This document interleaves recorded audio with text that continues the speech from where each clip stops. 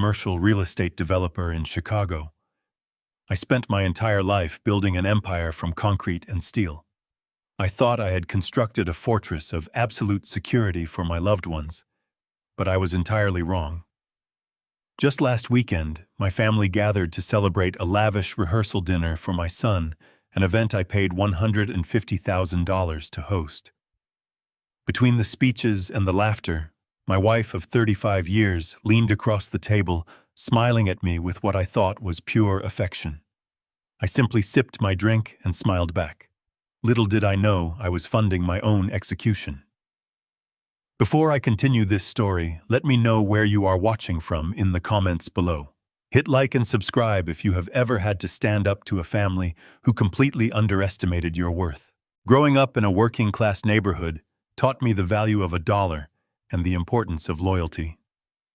When I made my fortune, I swore my family would never know the struggles I faced. My son Cameron and my wife Diana lived a life of absolute privilege in our Gold Coast mansion. I gave them everything they ever asked for, blindly trusting that blood and marriage meant unconditional love. 3 days after the wedding, that illusion shattered forever. I was sitting in my sunroom on a quiet Tuesday morning, sipping my coffee and enjoying the rare silence in the house. The chaos of the wedding weekend had finally passed, and I was looking forward to a peaceful retirement. Then my private phone rang. I answered it, expecting a call from my broker. Instead, it was Derek, the general manager of the exclusive restaurant where we held the rehearsal dinner. His voice was trembling, completely stripped of its usual professional polish. He told me they had just rechecked the security camera footage from our private dining room. He said I needed to see it myself immediately. He begged me to come alone and warned me whatever I do not to tell my wife a single thing about his call. The drive from my home in the Gold Coast to the downtown financial district usually takes a predictable 20 minutes. That morning, however, every second felt like a grueling eternity. My mind raced through endless scenarios, trying desperately to rationalize Derek's panicked phone call. Did a guest steal something valuable? Did an argument break out that I somehow missed? But none of those theories explained why he explicitly instructed me to keep my wife in the dark. Diana had been my trusted partner for nearly 4 decades. We had built our entire lives together. The mere suggestion of hiding something from her felt deeply unnatural and wrong. When I finally pulled up to the valet stand at the restaurant, the street was unusually quiet. The establishment was closed to the public hours away from its lunch service. Derek was waiting anxiously by the heavy glass doors. He did not greet me with his usual warm smile or confident handshake. His face was visibly pale, and he anxiously scanned the empty sidewalk before ushering me inside and quickly locking the front doors behind us. He did not say a single word as he led me through the cavernous, darkened dining room. We walked past the empty tables and the silent kitchen, finally arriving at a narrow hallway in the back. He opened the door to a small windowless security office packed with filing cabinets and glowing surveillance monitors. Derek stepped inside, closed the heavy door, and engaged the deadbolt. The loud click of the lock echoed in the cramped space, making my heart beat a little faster. He wiped his sweating forehead with a tissue and apologized profusely for involving me. He explained that he did not know who else to contact, and he could not go to the police without showing me the evidence first because it involved my immediate family. I told him to stop apologizing and just show me the tape. My voice sounded steady, masking the growing knot of dread forming in my stomach. He sat at the desk, typed a few commands into his keyboard, and brought the main monitor to life. It displayed a high-definition, full-color feed of the private dining room from Saturday night. I instantly recognized the vibrant scene. The tables were adorned with expensive white linens and massive floral centerpieces. My family was seated at the primary head table, laughing and enjoying the expensive wine I had purchased. There I was on the screen, sitting proudly at the center of the table. To my left sat Diana, radiant in her evening gown. To my right sat my son Cameron and his new wife Natalie. Derek whispered for me to watch closely, specifically paying attention to what happens the moment I leave the table. On the screen, I watched my phone light up. I clearly remembered taking a call from an old business associate congratulating us on the wedding. I watched my digital self stand up, excuse myself from the dinner, and walk out of the camera's view to find a quiet place to speak. The very second my back disappeared from the frame, the entire atmosphere at the head table shifted in a way that made my blood run absolutely cold. The warm, celebratory smiles dropped instantly. Derek pointed a trembling finger at the screen and told me to look at my wife. I stared at Diana. Her face had hardened into a cold, calculating mask of pure malice. She quickly scanned the dining room, checking the positions of the serving staff and the surrounding guests.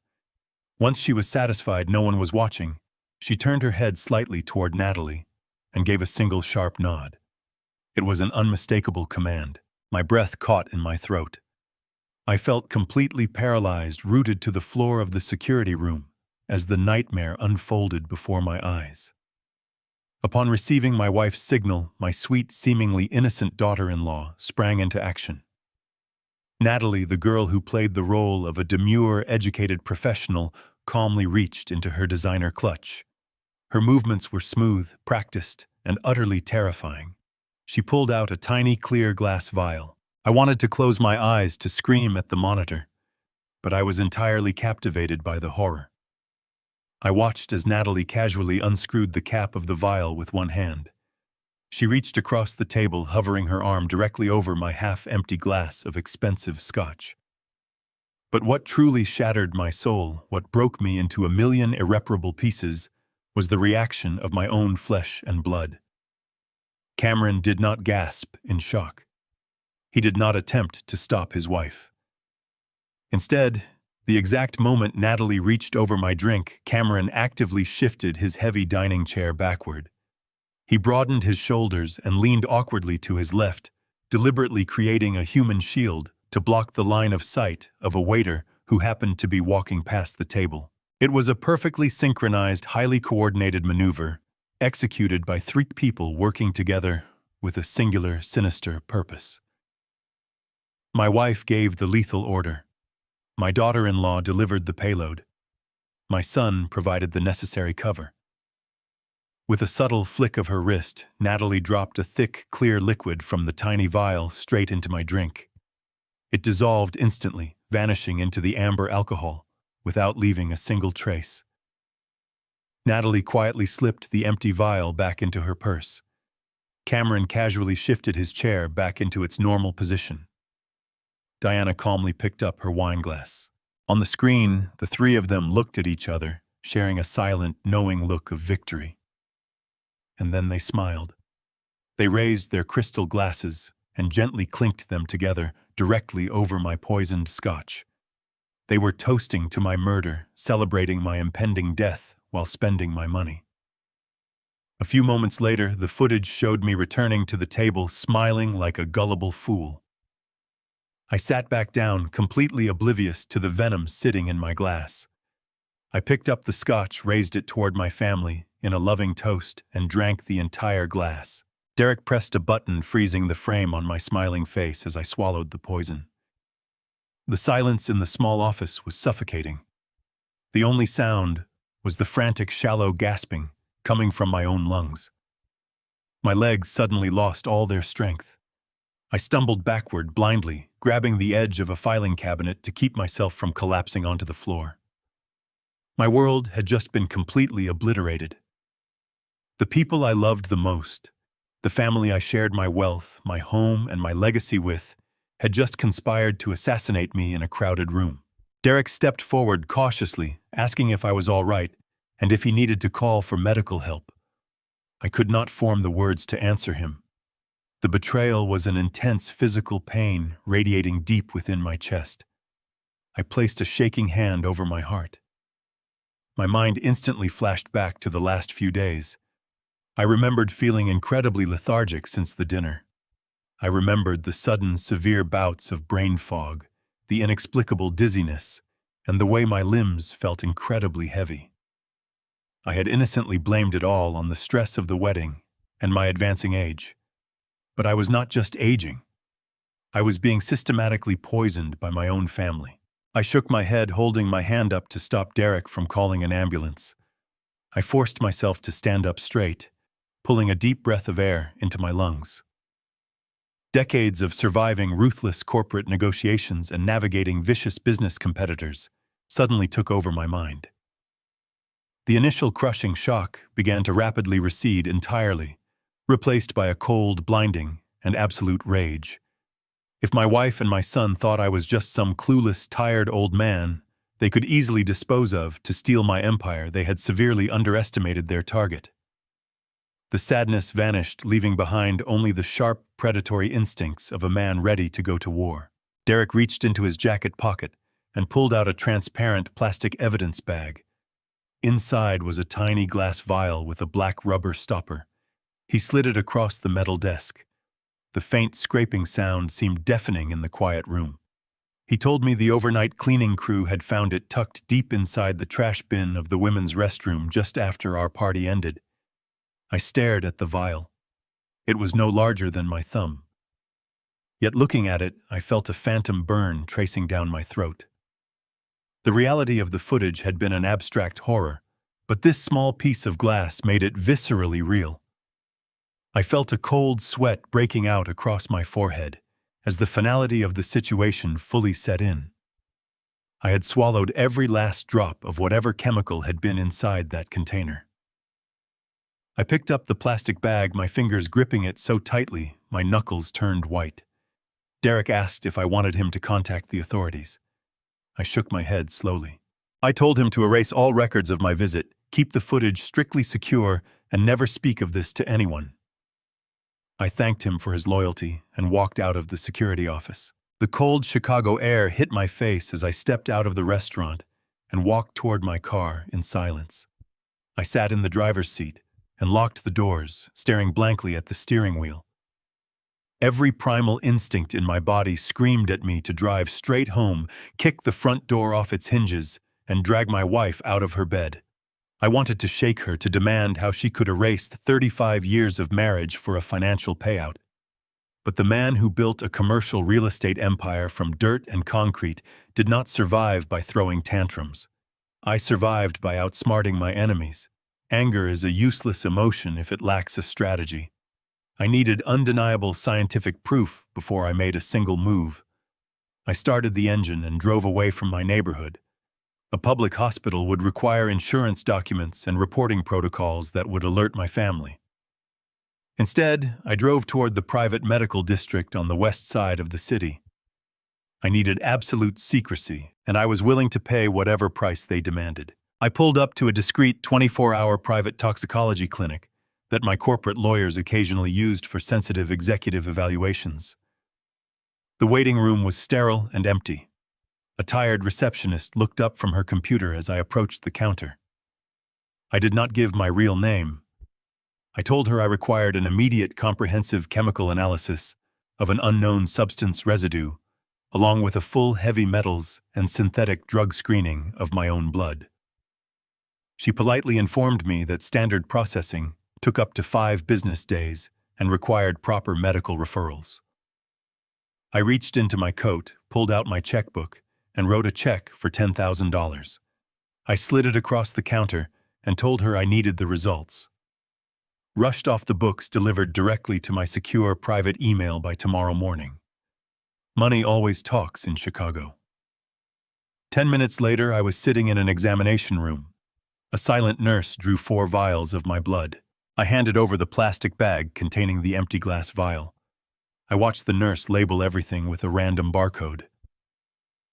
The entire process was clinical and detached a stark contrast to the emotional devastation tearing through my chest.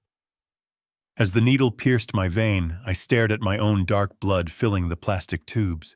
I wondered how much poison was currently coursing through my system. I wondered how long my wife and my son had been lacing my life with their toxic ambition.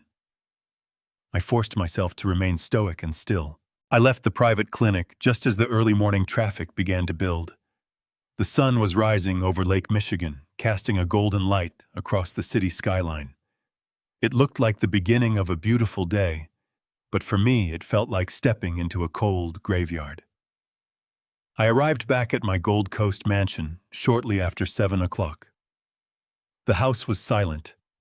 The massive crystal chandelier in the grand foyer caught the morning light, illuminating the marble floors and the expensive artwork hanging on the walls. I had bought all of this for them. I had spent my entire life making sure they never knew the bitter taste of poverty, and they repaid me by plotting my execution in a private dining room. I climbed the grand staircase and walked down the hallway toward the master bedroom. I paused outside the wooden doors, taking a deep breath to steady my racing heart. I turned the brass handle and stepped inside.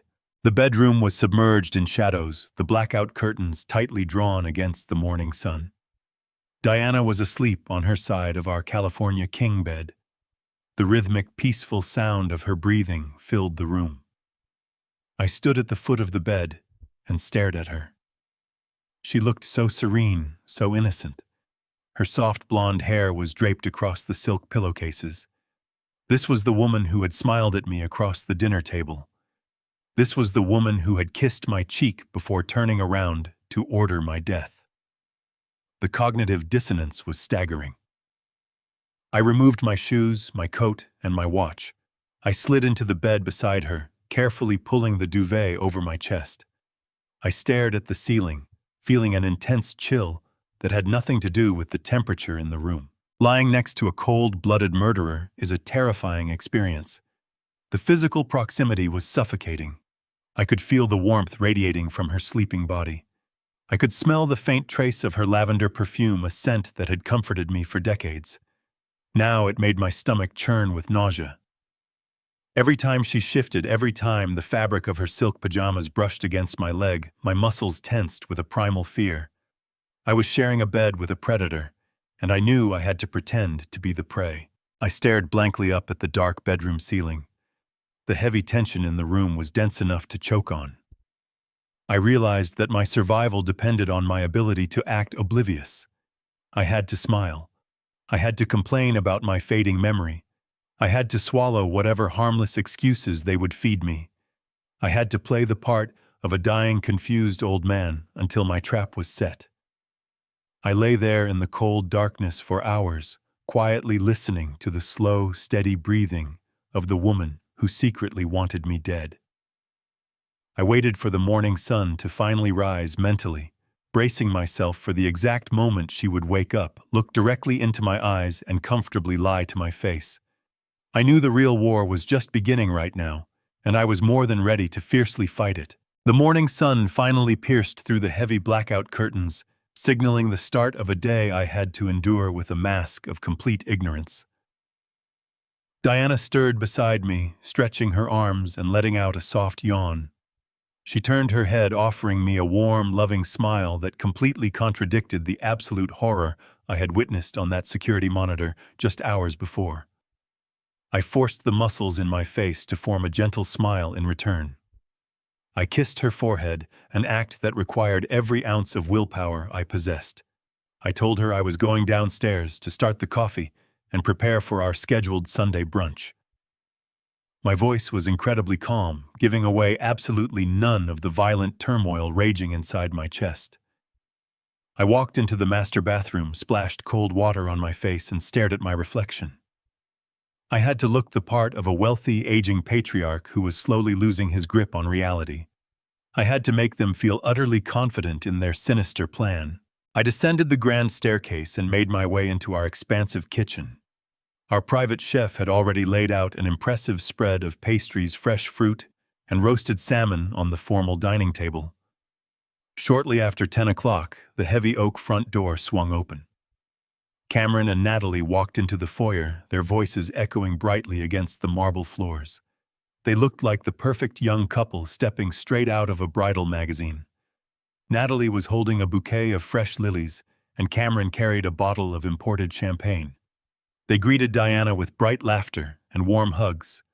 When Cameron approached me, he threw his arms around my shoulders and gave me a firm, affectionate embrace. He thanked me again for the incredible rehearsal dinner the night before. I patted his back, feeling the solid muscle beneath his expensive linen shirt, completely nauseated by the profound depth of his treachery. I welcomed my daughter-in-law, complimenting her radiant glow, all while knowing she was the woman who calmly poured liquid death into my glass. We gathered around the large mahogany dining table, the morning light streaming brightly through the floor-to-ceiling windows. The atmosphere was sickeningly cheerful. Diana poured coffee while Cameron regaled us with exaggerated stories about the eccentric relatives who had attended the dinner. Natalie laughed politely at all the right moments, delicately slicing a piece of fruit on her porcelain plate. I sat at the head of the table sipping my black coffee, observing them with the focused intensity of a predator studying its prey. They were so confident in their deception, so completely comfortable in their roles, that they did not notice the subtle, calculating silence emanating from my end of the table. I needed to see how they would react when pressured. I needed to witness the architecture of their lie firsthand. I waited for the perfect moment to disrupt their comfortable morning routine and introduce the first element of doubt. Halfway through the meal, I decided it was time to spring the trap. I reached for my water glass, intentionally making my hand tremble violently. I purposefully misjudged the distance, knocking the heavy crystal glass against my plate with a loud, disruptive clatter. I let out a sudden, sharp gasp and pressed my hand firmly against my temple. I closed my eyes tightly and slumped heavily into my chair, playing the role of a man suddenly overcome by severe vertigo. The cheerful conversation at the table abruptly stopped. I groaned quietly, massaging the bridge of my nose, and let my breathing become labored and heavy. I waited for a few agonizing seconds, letting the manufactured tension fill the dining room. Then I slowly opened my eyes and looked at them with a fabricated expression of deep confusion and vulnerability. I lowered my voice to a raspy whisper and said that my head was spinning wildly. I told them I had been feeling incredibly strange since last night. I paused, ensuring I had their complete and undivided attention. I carefully formed my next words. I said my drink tasted incredibly bitter at the dinner, almost chemical, and I asked if anyone had seen someone tamper with my glass while I was away from the table. The deployment of their lie was nothing short of a theatrical masterpiece. Diana did not miss a single beat. She immediately pushed her chair back and rushed to my side, dropping to her knees and grabbing my trembling hands. Her face contorted into a mask of pure, unadulterated concern. She rubbed my knuckles gently and let out a soft, sympathetic sigh. She looked at me with tender, worried eyes and asked me how I could possibly forget our conversation from yesterday. She reminded me with a patronizingly sweet tone of what my cardiologist had strictly ordered during my last checkup. She said I was absolutely forbidden from drinking hard liquor while taking my new blood pressure medications. Diana gently stroked my cheek and explained that they were all just terribly worried about my health. She said that Natalie, out of the goodness of her heart, had brought a specialized homeopathic liver detox extract to the dinner. Since I had stubbornly refused to stop drinking, Diana claimed she had asked Natalie to slip the herbal drops into my scotch to help protect my system. Natalie chimed in flawlessly to support the narrative. She placed her hand over her heart and offered me a look of deep apologetic sincerity. She said she felt terrible for making the drink taste so bitter, but she was only trying to follow Diana's instructions to keep me healthy. She promised she would never use those specific herbal drops again if they made me feel so disoriented. It was a beautifully constructed narrative. It provided a completely plausible, innocent explanation for the exact event I had witnessed on the security footage. It transformed an act of lethal poisoning into a heartwarming tale of a family desperately trying to care for their aging patriarch. Then Cameron delivered the final twisting blow. He leaned across the table, his face painted with a look of exhausted patience and deep concern. He told me that we had already discussed the herbal drops in the car ride home last night. He gently suggested that my memory was really starting to slip, and that maybe my sudden dizzy spells were a sign of my failing memory.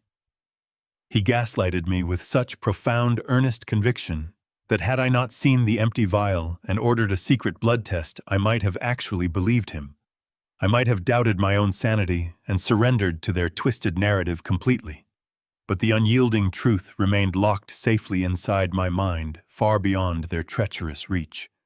I knew I had to maintain this delicate charade until my absolute victory was utterly guaranteed and finalized.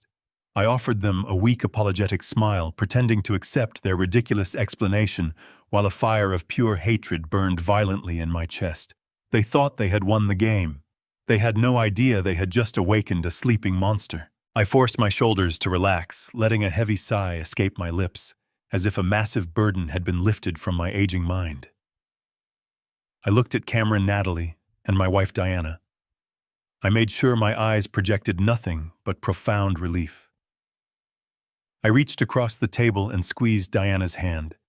I told her I was sorry for causing a foolish scene and that I was lucky to have a family who watched out for my stubborn habits. I thanked Natalie for caring enough to protect my health, even if her herbal remedy gave me a scare. Natalie beamed her smile radiant and devoid of guilt. She told me it was no trouble, and she just wanted me around for a long time. The audacity of her statement almost made my hands shake, but I kept my grip steady. We spent the next hour finishing brunch, engaging in meaningless small talk about their upcoming honeymoon and renovations for their new house, a house I paid for in full. I chewed my food, swallowed my pride, and played the compliant, confused patriarch. Finally, Cameron announced they needed to leave. Diana walked them to the grand entryway, kissing Cameron and hugging Natalie. I stood by the door, waving goodbye like a proud father. I watched Cameron's luxury sedan disappear down the street. I waited until the heavy oak door clicked shut and the deadbolt slid into place. My gentle smile vanished, replaced by a rigid grimace. Diana suggested I go upstairs to sleep off the dizzy spell. I agreed, telling her I felt exhausted and needed rest. I walked slowly up the curved staircase, gripping the banister, fully aware that Diana was watching me from the foyer. I entered the master bedroom, closed the double doors, and locked them. I did not go to the bed. Instead, I walked straight into my closet and retrieved the prepaid cellular phone I had purchased earlier that morning. I sat down on a velvet bench in the back of the closet, staring at the blank screen. The silence in the house was oppressive. I waited for what felt like hours, my mind replaying Natalie's poisonous voice. Exactly at 2 o'clock in the afternoon, the burner phone vibrated violently in my hand. The glowing screen displayed a restricted number. I pressed the answer button and brought the receiver to my ear. A clinical, deeply serious voice spoke on the other end. It was the lead toxicologist from the private laboratory. He asked me to confirm my identity using the secure numeric passcode we established at the front desk. I recited the numbers clearly. The doctor let out a heavy breath and told me he had personally overseen the expedited chemical breakdown of the liquid residue found inside the glass vial, as well as the comprehensive screening of my blood samples. He asked if I was sitting down in a secure location where no one could overhear our conversation. I told him I was completely alone and to give me the exact results without sugarcoating a single detail. The doctor's tone became incredibly grim. He stated categorically that the substance inside the vial was not a homeopathic liver detox or any natural herbal remedy. He explained that they had isolated a highly sophisticated synthetic chemical cocktail. The primary active ingredient was a concentrated dose of liquid lorazepam, a powerful central nervous system depressant designed to cause severe lethargy, confusion, and immediate short-term memory loss. But that was only the first half of the formula. The doctor explained that the lorazepam was merely the delivery system designed to mask the true purpose of the poison. The secondary compound was a rare synthetic neuromuscular blocking agent. He explained that this specific chemical is almost impossible to obtain through legal medical channels.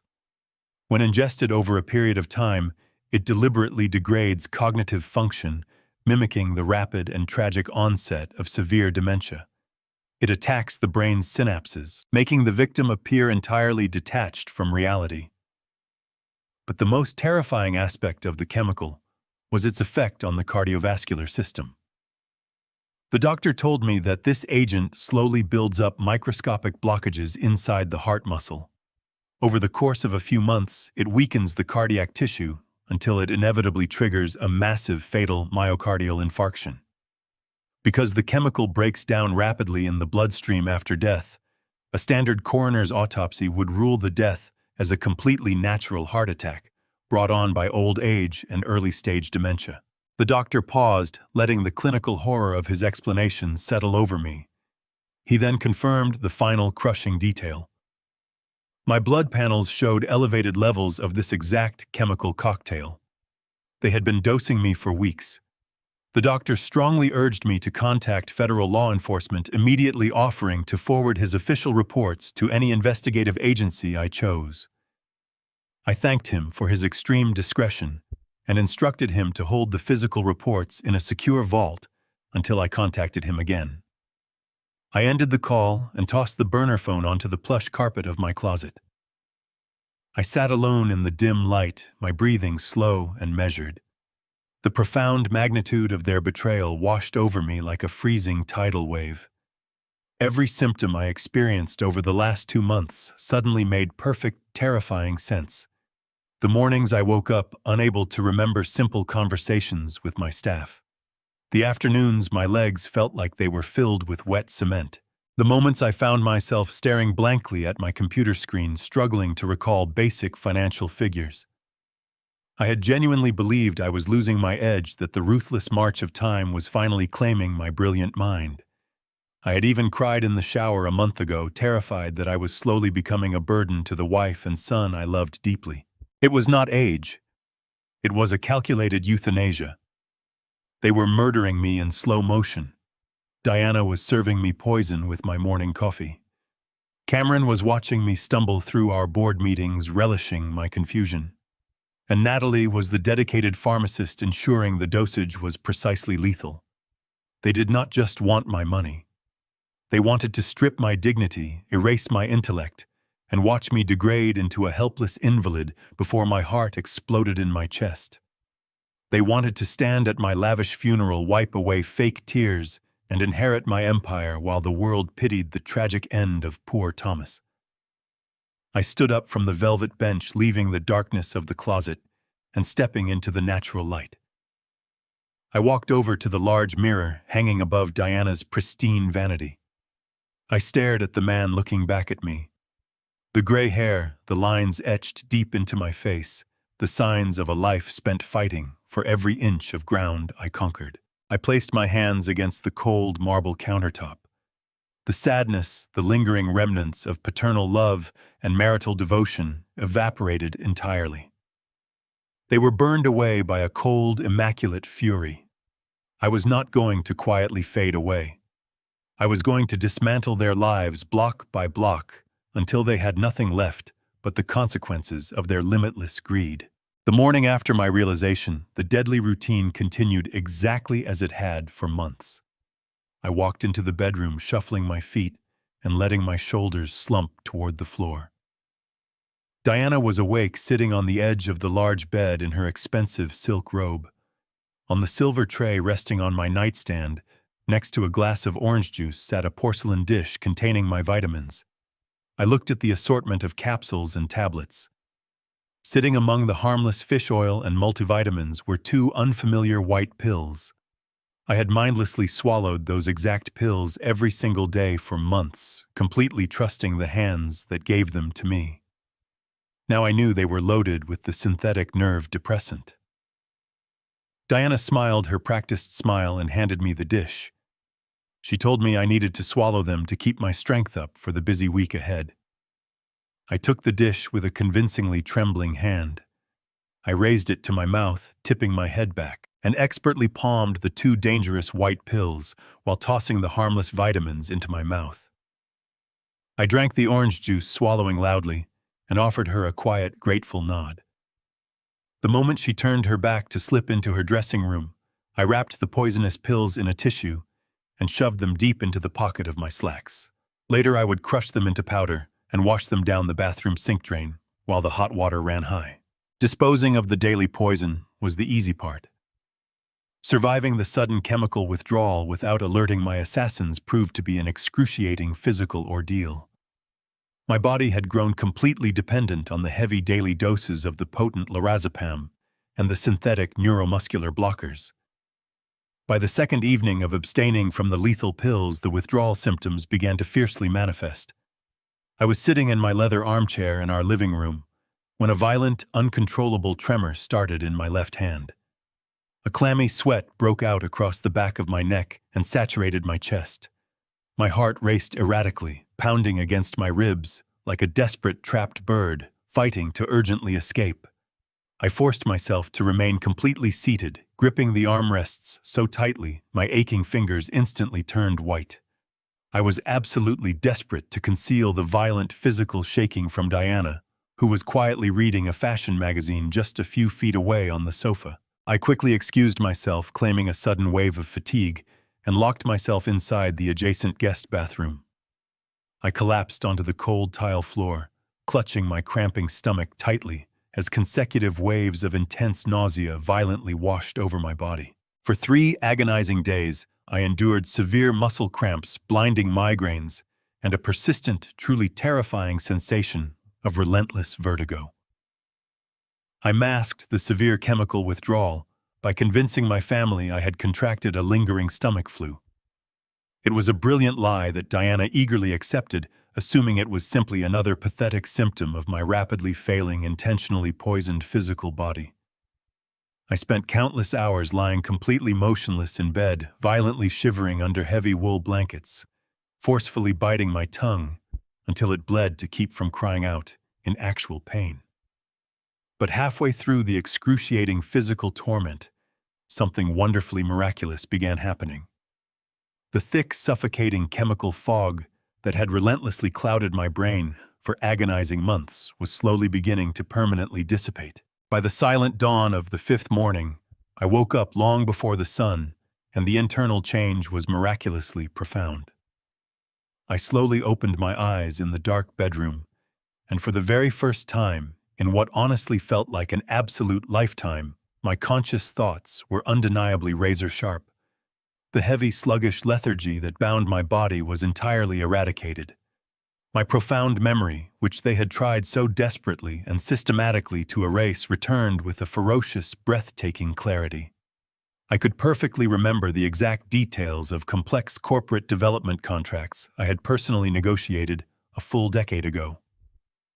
I could instantly recall the specific, highly secure routing numbers of my various hidden offshore bank accounts. I could easily calculate immense financial algorithms directly in my head in mere fleeting seconds. My brilliant mind was once again a flawless, impenetrable steel trap. The rapid return of my formidable cognitive brilliance was deeply intoxicating. It delivered a powerful, surging rush of pure adrenaline that completely eliminated any lingering physical weakness. I lay perfectly still there in the quiet room, fully relishing the sheer, unadulterated power of my own revitalized intellect. I was absolutely no longer a confused, desperately dying old man. I was Thomas, the ruthless commercial real estate titan, who had mercilessly crushed rival developers and built an unbelievable financial empire from literally nothing. But I implicitly knew I could not let a single ounce of this incredible restored vitality visually show.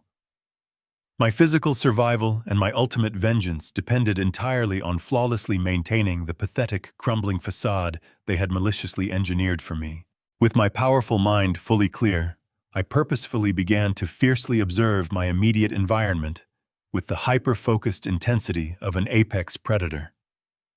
Playing the role of the helpless, confused victim quickly became a meticulously calculated performance. I began to quietly notice the subtle, chillingly dark micro-expressions frequently playing across Diana's face. When I intentionally asked her the exact same simple question 3 consecutive times in a single hour, convincingly pretending to forget her previous answers, the sweet mask of the eternally doting wife would momentarily slip. Her tense jaw would clench tightly. A sharp, incredibly ugly flash of pure impatience and absolute unmasked disgust would instantly narrow her cold eyes before she quickly forced the sickeningly condescending smile right back onto her lying lips. She deeply hated playing the role of the devoted caretaker, and she was growing increasingly desperate for the bitter end to finally arrive. But the most horrifying, soul-crushing observations routinely occurred in the silent pitch of the darkest night. I would deliberately lie perfectly still in our bed, expertly slowing my breathing rhythm to flawlessly mimic a deep, exceptionally heavy slumber. In the quiet hours past midnight, I would frequently feel the heavy mattress softly shift beside me. Diana would quietly lean over me in the suffocating dark. I could vividly feel her icy fingers gently pressing directly against the side of my exposed neck, positioned right over my vulnerable carotid artery. She was not checking on my physical well-being. She was clinically monitoring my fading pulse silently, waiting and deeply hoping for the steady beating of my heart to finally, permanently cease. The terrifying tension of lying completely motionless while my treacherous wife eagerly checked to see if I was actually dead yet was utterly indescribable. Every single time her chilling fingers touched my bare skin, the absolute, burning hatred I silently harbored for her multiplied exponentially. She eagerly wanted me buried 6 feet beneath the cold ground, but she had absolutely no idea that I was entirely wide awake, flawlessly tracking her every single subtle movement and ruthlessly preparing to bury her and her evil accomplices first. The following Tuesday, I decided it was time to examine the financial perimeter of my life. I dressed in a classic navy suit, intentionally leaving my tie slightly askew and my hair just messy enough to maintain the illusion of a man struggling to hold his life together. I drove my sedan through the bustling morning traffic of downtown Chicago, heading straight for the sleek 60-story glass tower that housed my commercial real estate firm. I had purchased the land decades ago, pouring my sweat and intellect into transforming it into a crown jewel of the city skyline.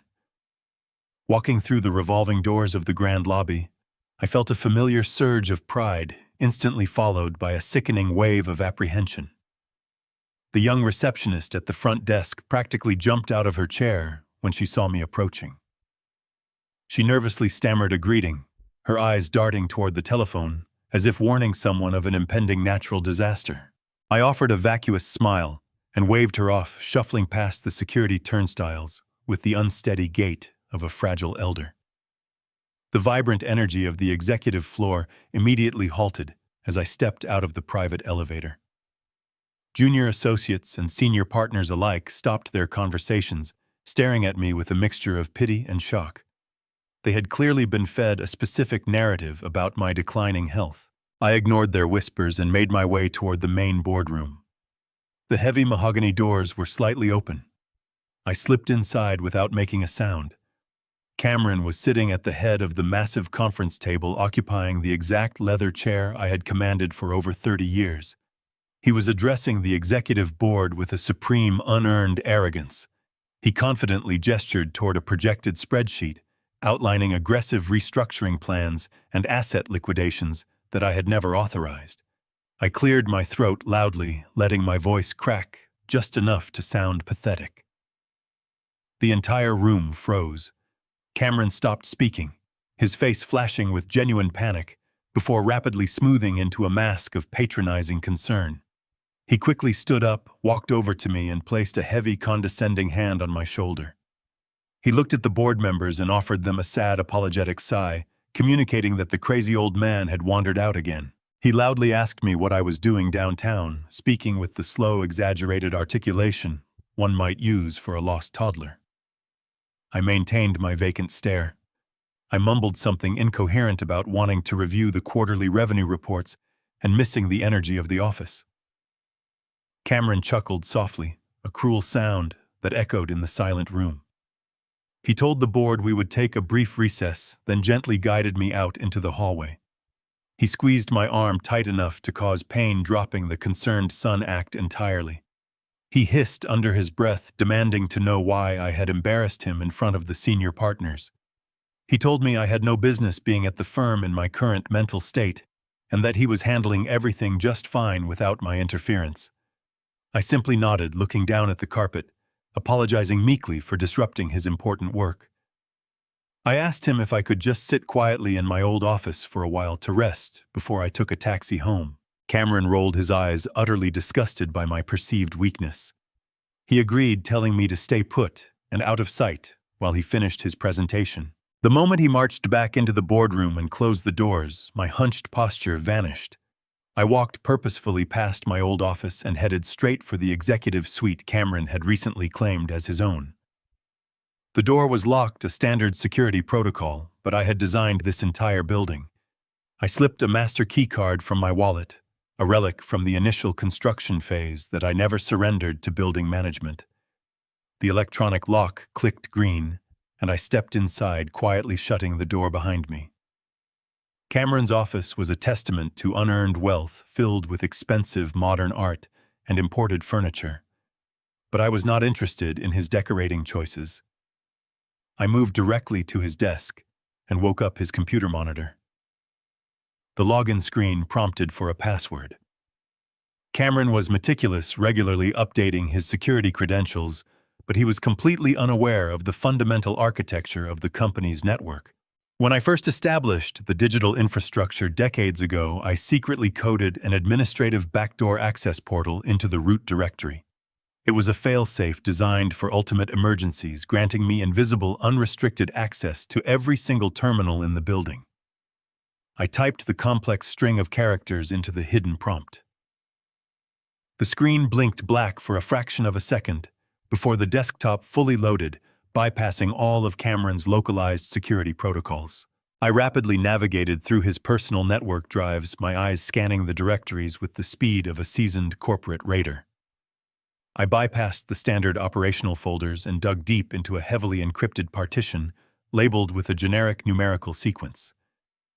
Inside, I found a staggering collection of legal and financial documents that made my blood freeze in my veins. Cameron was not simply acting as a temporary steward of my company while I supposedly recovered from an illness. He was actively looting the entire empire. I opened a massive spreadsheet that tracked the transfer of our most valuable commercial assets. He had quietly severed our ownership of 3 downtown high-rises, 2 suburban retail complexes, and a massive industrial park. The deeds had been systematically transferred out of the corporate holding company and moved directly into a newly established private trust fund. I clicked on the foundational documents for the new trust, my eyes scanning the dense legal jargon. The trust was perfectly insulated, invisible to standard auditing procedures, and governed by aggressive clauses designed to bypass any probate challenges. But the true horror was hidden in the beneficiary designations. The trust did not name Cameron as the primary recipient. It named a holding company registered in Delaware, a corporate shell designed to completely obscure the actual owner of the stolen funds. Cameron was liquidating the very foundation of my life's work, siphoning the staggering wealth I had built into a shadow entity, while grinning in my face and playing the devoted son. The sheer magnitude of the financial betrayal rivaled the lethal poison they were feeding me every morning. They were dismantling my life piece by piece, intent on leaving me with absolutely nothing before my heart finally stopped beating. I stared at the glowing monitor, the blue light reflecting in my cold eyes. I carefully backed out of the system, meticulously erasing my digital footprints to ensure Cameron would never know I had breached his fortress. I left the office, slipping back out into the hallway just as the boardroom doors began to open. I had arrived at the building searching for mere confirmation of my suspicions, but I was leaving with a comprehensive blueprint of their entire criminal enterprise. I knew exactly what I needed to do next to secure my total revenge. I returned to the quiet sanctuary of my Gold Coast mansion just as the late afternoon sun began to cast long golden shadows across the marble foyer. Diana was out at one of her weekly charity luncheons, leaving the massive house mercifully empty. Or so I thought. As I handed my coat to the housekeeper, she quietly informed me that Natalie had stopped by to drop off some fabric swatches for the upcoming master bedroom renovation. I nodded, feigning mild confusion, and slowly shuffled toward the solarium where Natalie was supposedly waiting. My mind was still reeling from the staggering financial betrayal I had just uncovered on the hidden computer server. The intricate web of shadow corporations and illicit trust funds proved that my son was not acting alone. He lacked the sophisticated criminal intellect required to construct such an airtight laundering operation. He needed a seasoned architect. As I approached the open glass doors of the sunroom, the pieces of the puzzle began to violently snap together. Natalie was standing by the large bay windows, bathed in the warm afternoon light.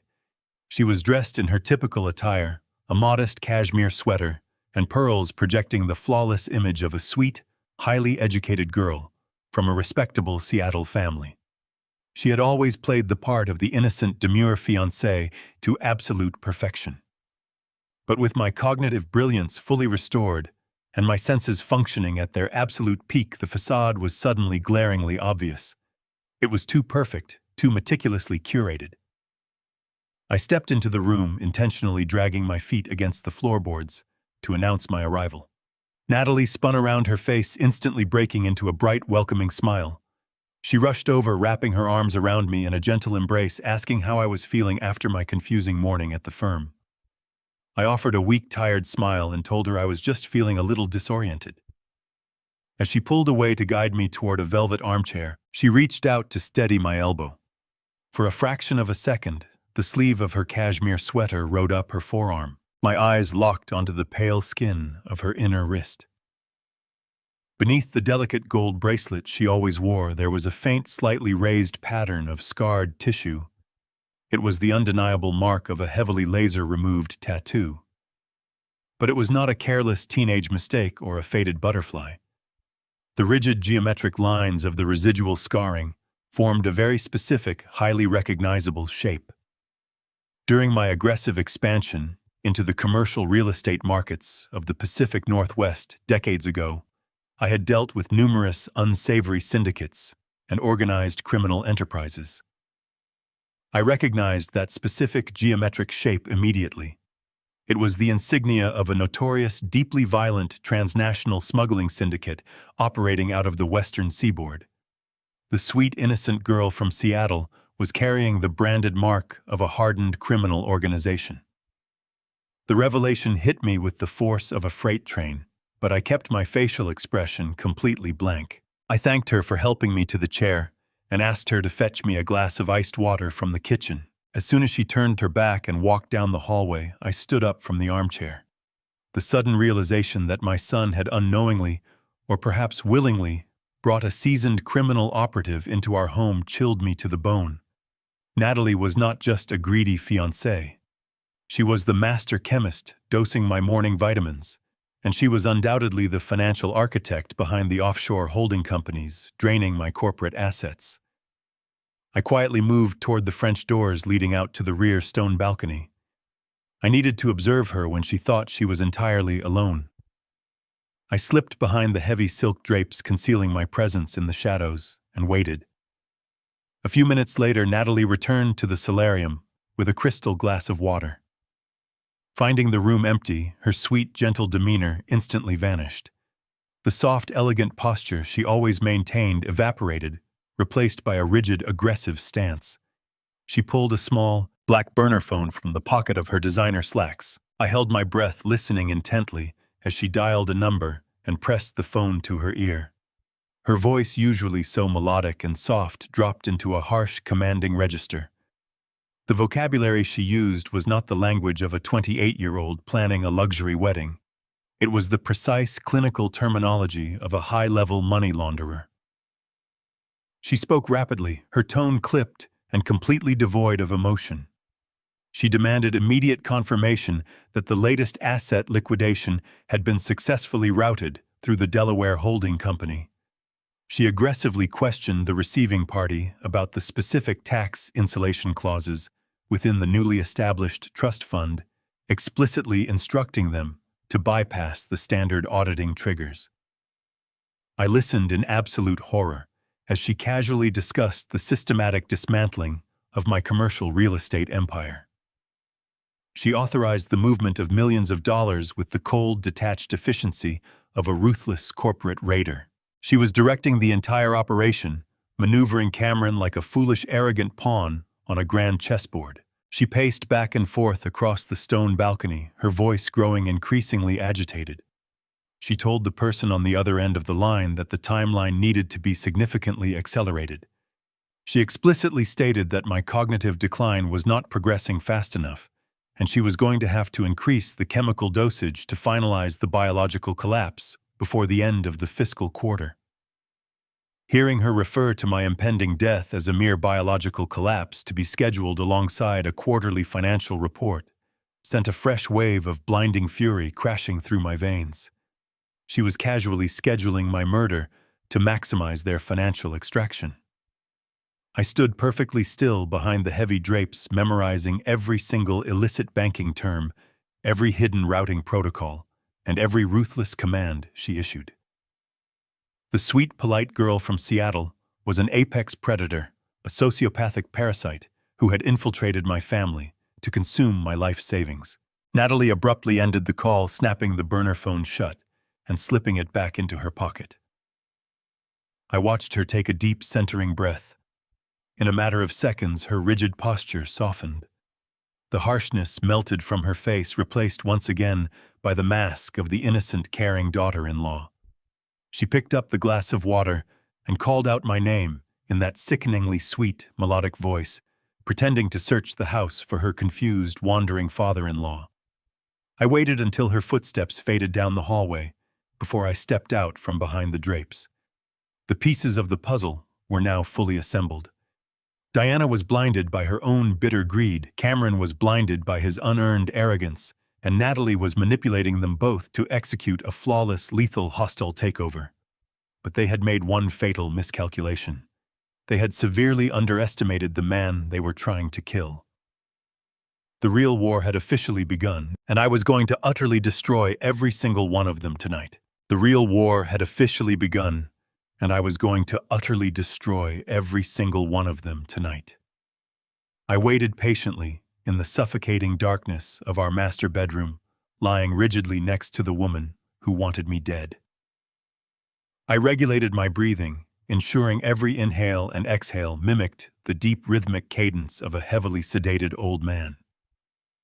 Diana was asleep, her chest rising and falling in peaceful, uninterrupted intervals. The sheer audacity of her peaceful slumber fueled the burning furnace in my mind. At exactly 3 o'clock in the morning, I carefully slipped out from under the heavy silk duvet. I placed my bare feet onto the plush carpet, moving with the practiced silence of a ghost haunting its own home. I grabbed my velvet robe, wrapped it tightly around my shoulders to ward off the chill of the air conditioning, and slowly opened the heavy oak door. The hallway was completely dark, save for the faint moonlight filtering through the tall windows. I navigated the familiar layout of my mansion by sheer memory, descending the grand staircase and making my way toward the west wing where my private home office was located. My home office had always been my absolute sanctuary, a room strictly off-limits to the rest of the family. However, given their relentless infiltration of my life, I knew those boundaries had likely been violated long ago. I turned the brass handle and slipped inside, quietly clicking the lock into place behind me. The room was submerged in shadows. I did not turn on the main chandelier or even the small brass desk lamp. Instead, I retrieved a tiny localized pen light from my robe pocket. I clicked the button, casting a narrow, concentrated beam of white light across the rich mahogany floorboards. I moved directly toward the massive floor-to-ceiling bookshelf that dominated the back wall. Behind a row of antique, leather-bound encyclopedias hid the biometric wall safe where I kept my most sensitive personal estate documents. I gently pulled the heavy books aside, revealing the cold steel face of the vault. I pressed my right thumb against the glowing green scanner. The mechanism whirred quietly, and the heavy metal door popped open with a soft, satisfying click. I reached into the dark cavity and pulled out a thick, legal-sized leather portfolio. This portfolio was supposed to contain my ironclad last will and testament, my original healthcare proxy directives, and the foundational framework of my immense legacy. I carried the heavy folder over to my desk, sat down in my leather executive chair, and unfastened the brass clasp. I directed the narrow beam of the penlight onto the first page. Instantly, a cold, sickening realization washed over me. The thick, textured paper felt entirely wrong. The official embossed seals looked slightly different, and the font typography did not match the specific formatting my corporate lawyers strictly utilized. I rapidly flipped through the dense legal pages, my eyes scanning the intricate paragraphs with the blistering speed of a man fighting for his absolute survival. Every single document inside the portfolio was a meticulously crafted forgery. They had completely gutted my original estate planning directives and replaced them with a massive, highly sophisticated network of shadow trusts. I stared at the signatures at the bottom of the pages. They were a brilliant, almost flawless imitation of my own distinct handwriting. But I possessed a photographic memory for my own penmanship, and I could spot the microscopic hesitations in the ink strokes. Someone had spent countless hours practicing my signature, carefully perfecting the exact angle of every loop and curve. I thought back to Natalie and the hardened criminal syndicate tattoo scarred onto her wrist. She was undeniably the master forger behind this extensive operation. I continued digging deeper into the stack of heavy parchment, desperately searching for the central mechanism of their grand financial theft. I needed to understand exactly how they planned to extract the liquid wealth from the commercial properties Cameron had secretly transferred.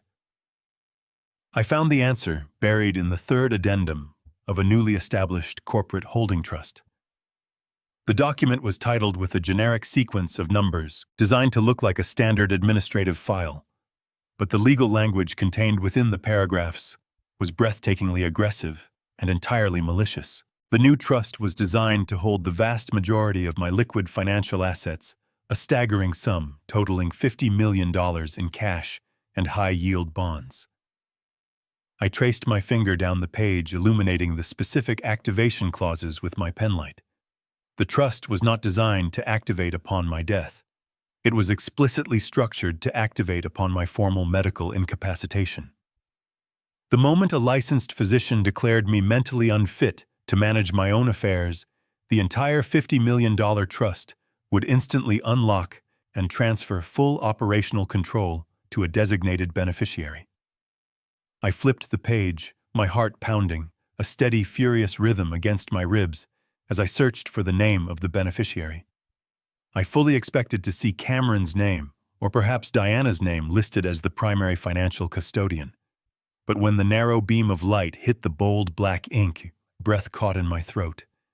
The sole legal beneficiary, the only person granted absolute, unilateral authority over $50 million was Natalie. The puzzle pieces suddenly snapped together with a deafening, terrifying clarity. This was not a simple family betrayal. This was a highly orchestrated professional heist. Cameron was merely a useful idiot, a greedy, arrogant pawn who thought he was securing his own inheritance by transferring the commercial properties. Diana was a bitter, impatient accomplice willing to poison her husband for an early payout. But Natalie was the true mastermind. She had seduced my foolish son, infiltrated my home, and slowly poisoned me to mimic the exact symptoms of severe dementia. She needed me alive just long enough to be formally diagnosed as medically incompetent. The very second the doctors declared my brain broken, she would seize total control of the $50 million trust. She would effortlessly empty the accounts, liquidate the offshore bonds, and vanish into the wind, leaving Cameron and Diana holding the empty shell of a ruined empire. She would simply disappear, a ghost with $50 million, while I slowly suffocated to death from a chemically induced heart attack. I sat in the cold, silent darkness of my home office, the magnitude of the conspiracy radiating through my veins like electricity. The sheer brilliance of her plan was almost admirable, but she had made the fatal mistake of underestimating my resilience. She thought she was quietly euthanizing an oblivious, decaying old man. She did not realize she had inadvertently awakened a completely ruthless, highly calculating adversary. I carefully reorganized the forged documents, ensuring every single page was placed exactly as I had found it. I closed the thick leather portfolio, fastened the brass clasp, and returned the heavy folder to the concealed biometric wall safe. I closed the steel door, letting the mechanism lock with a definitive click, and slid the antique books back into their original undisturbed positions. I turned off the penlight, plunging the room back into absolute darkness. I walked back upstairs, navigating the silent, moonlit hallways with a renewed sense of terrifying purpose. I slipped back into the master bedroom, removed my velvet robe, and climbed into the large bed beside my treacherous wife. I pulled the silk duvet up to my chin and stared at the ceiling, my mind calculating 1,000 different variables per second. I was going to let them play out their little medical drama. I was going to let them schedule the doctor's appointment. I was going to let Natalie believe she was inches away from securing her $50 million prize. And when they finally thought they had won, when they reached out to claim their stolen fortune, I was going to spring a trap so devastating, so completely destructive, that it would shatter their entire existence. I closed my eyes, welcoming the cold, calculating clarity of my absolute sobriety, entirely ready for the final battle. The morning sun brought a strange sense of tranquility. I rose from the bed, my muscles stiff, but my mind sharper than a polished razor. Diana stirred, offering her usual sleepy smile, completely oblivious to the fact that she was sharing a bed with a man who had already deciphered her entire murderous blueprint. I played my role flawlessly, shuffling to the bathroom, coughing weakly, and taking my manufactured poison, which I later spat into a tissue and flushed away. But as the day progressed, a sobering reality settled over my absolute fury. I was a brilliant commercial real estate mogul, a titan of industry, who understood zoning laws, leveraged buyouts, and corporate hostile takeovers. But I was not equipped to independently dismantle a sophisticated transnational criminal syndicate. Natalie was a professional predator, and her network was hidden behind layers of encrypted digital walls and offshore accounts. If I made a single misstep, if I triggered a single alarm in their financial network, they would accelerate the biological collapse. I needed a ghost. I needed someone who operated comfortably within the darkest, most dangerous corners of the world. I retreated to my study under the guise of an afternoon nap. I pulled out my secure burner phone and dialed a 10-digit number I had memorized over 15 years ago. The number belonged to a man named Garrett. He was a ruthless, highly decorated former federal agent who had left the bureau to offer his extremely specialized, entirely off-the-books services to a very select group of elite corporate clients. Garrett did not have a website. He did not have an office. He existed strictly in the shadows, neutralizing corporate espionage and handling impossible, highly sensitive security threats for men who could afford his exorbitant, non-negotiable fees. I had hired him once over a decade ago to quietly dismantle a massive corporate extortion ring that was threatening my top executives. He had solved the problem in less than 48 hours with chilling, absolute efficiency. The line rang twice before a deep, gravelly voice answered, offering no greeting. I identified myself using the old operational code word we had established during our previous arrangement. I told him I required an immediate face-to-face consultation regarding a massive, highly sensitive domestic threat. Garrett asked no questions. He simply gave me an address, a specific time, and hung up. At exactly 11 o'clock that night, long after my treacherous wife had fallen asleep, I slipped out the side door of my mansion. I bypassed my collection of luxury vehicles and drove a modest, unremarkable sedan that belonged to our estate manager. I navigated the quiet, rain-slicked streets of Chicago, heading toward the derelict industrial district on the far south side of the city. The location Garrett had chosen was an abandoned subterranean parking garage beneath a condemned municipal building. I descended the concrete ramp, the tires of the sedan splashing through shallow puddles of stagnant water. The air down here was thick, smelling of damp concrete motor oil and decay. The flickering fluorescent lights cast long, distorted shadows against the cracked pillars. I parked the vehicle in the deepest, darkest corner of the third sublevel exactly as instructed. I turned off the engine, plunging the cabin into near-total darkness. The silence was heavy and oppressive, broken only by the distant, rhythmic dripping of water from a fractured overhead pipe. I sat gripping the steering wheel, my heart maintaining a steady, disciplined rhythm. I was no longer a victim waiting to be slaughtered. I was actively preparing the battlefield.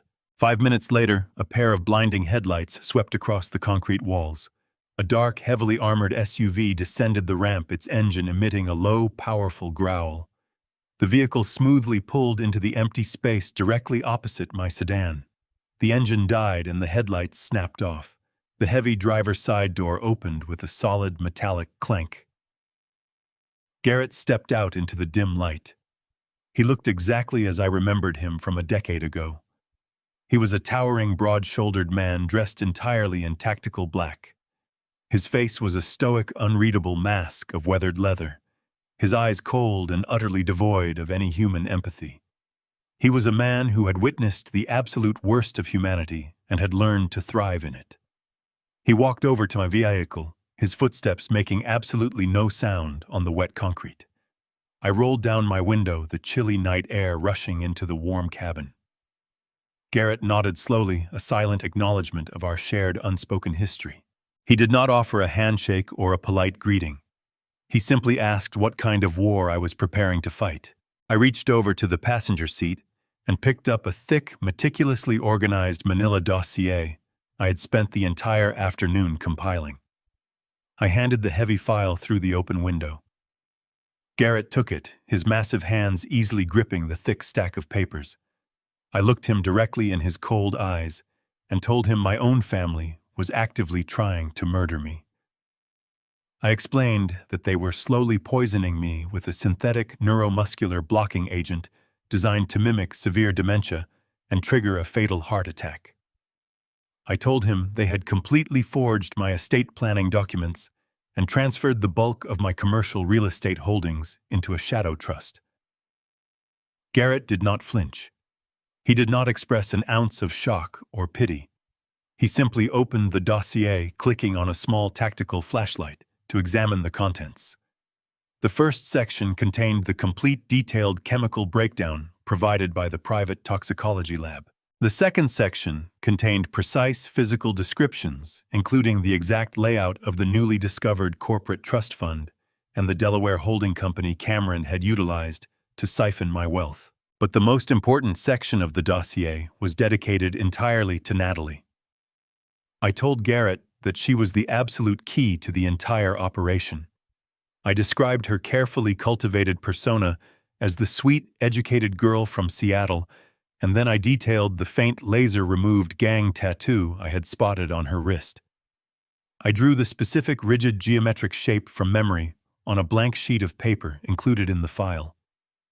I recounted the aggressive, highly technical financial conversation I had secretly overheard her having on a burner phone on my balcony. I told Garrett that Natalie was not a greedy civilian.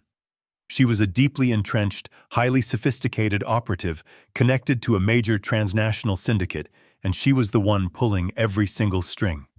I needed her entire fabricated history torn apart. I needed to know her real name, her true criminal affiliations, and every single digital footprint she had left behind. Furthermore, I needed Garrett to meticulously trace the offshore holding company down to the very last penny. I demanded the exact routing numbers, the hidden beneficiaries, and the specific banking institutions illegally holding my stolen assets. Garrett silently closed the dossier, the tactical flashlight snapping off and plunging us back into the dim gloom of the parking garage. The ultimate hunter had officially awakened. The morning after my meeting with Garrett, I presented Diana with an ornate silver envelope.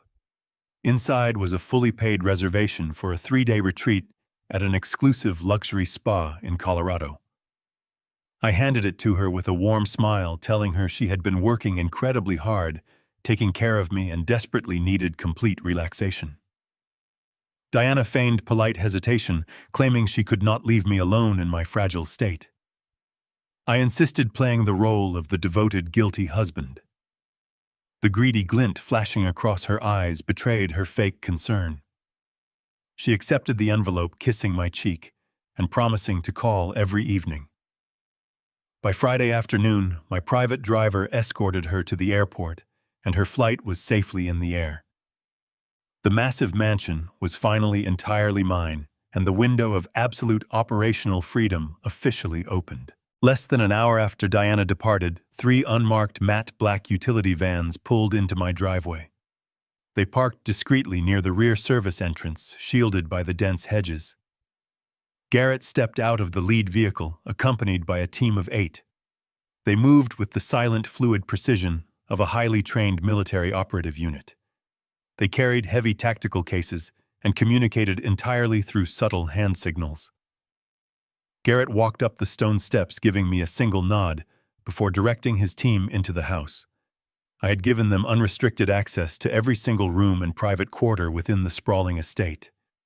For the next 8 hours, I watched in silent fascination as they systematically dismantled the privacy of my home. They were installing microscopic audio and video surveillance devices completely invisible to the naked eye. The technology they utilized was breathtakingly sophisticated. They embedded high-definition camera lenses into the intricate carved woodwork of the dining room crown molding. They replaced standard electrical outlets in the master bedroom, with custom faceplates housing hypersensitive omnidirectional microphones. They placed motion-activated sensors inside the air conditioning vents, ensuring no whispered conversation would go unrecorded. They wired the solarium, the kitchen, the grand foyer, and the private dressing rooms. Every corner where Diana or Natalie might retreat to make an incriminating phone call was compromised. Garrett personally oversaw the installation in the master suite, ensuring the area surrounding my bed was covered by overlapping feeds. If Diana dared to check my pulse in the dead of night again, her every breath would be recorded in pristine high-definition audio. While half of the team wired my primary residence, a secondary unit executed the exact same protocol at the downtown penthouse. Cameron believed his high-rise fortress was impenetrable, guarded by a 24-hour concierge and private elevator. But Garrett effortlessly bypassed their superficial security measures. He explained his team had intercepted the scheduled maintenance call. They swapped the legitimate technicians for his own undercover operatives. The lavish living room, the private home office, and the personal vanity space were laced with the microscopic surveillance network. Garrett assured me that by midnight I would have complete unrestricted access to the private life of my son. We would monitor their financial laundering operations in real time, capturing their passwords and offshore routing numbers without them suspecting a thing. With the surveillance devices flawlessly integrated into the architecture of the two properties, we needed a highly secure, centralized location to store the massive digital data. I led Garrett down to the deepest sublevel of the mansion, into my private wine cellar.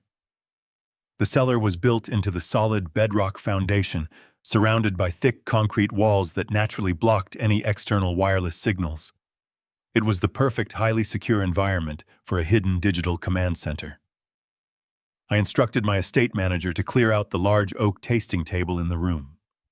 Garrett and his team immediately went to work bringing in insulated server racks and advanced cryptographic processing units.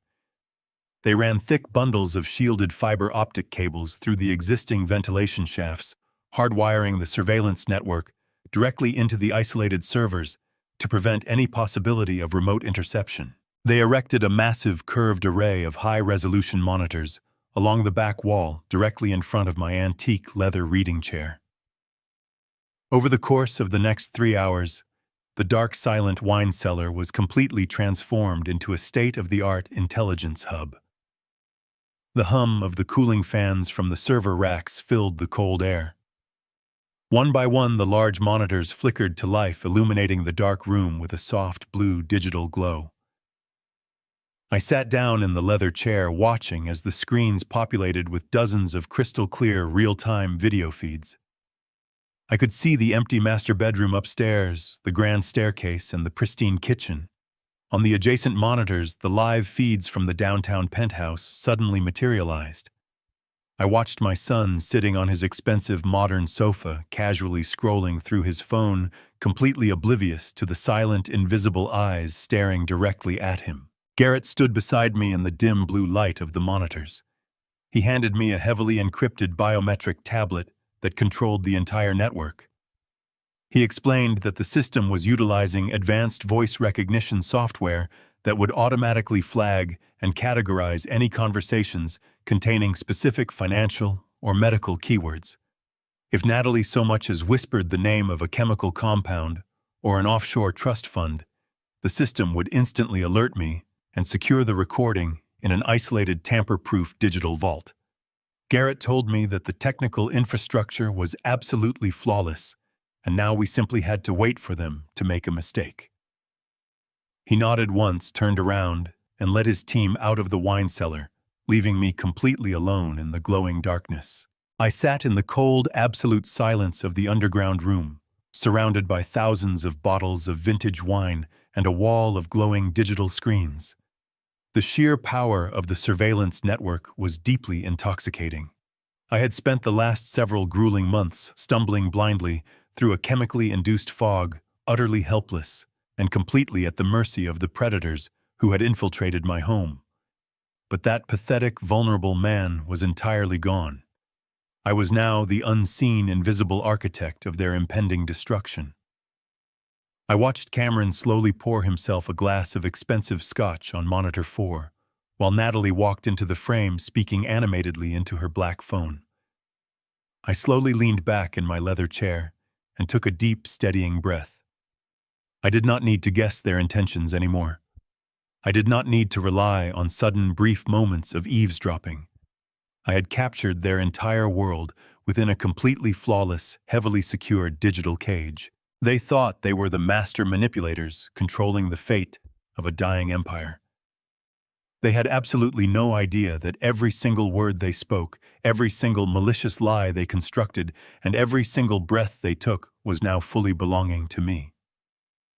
The hunter had finally taken his rightful position in the absolute quiet dark, and I was perfectly content to sit quietly in the shadows and watch them dig their own inescapable graves.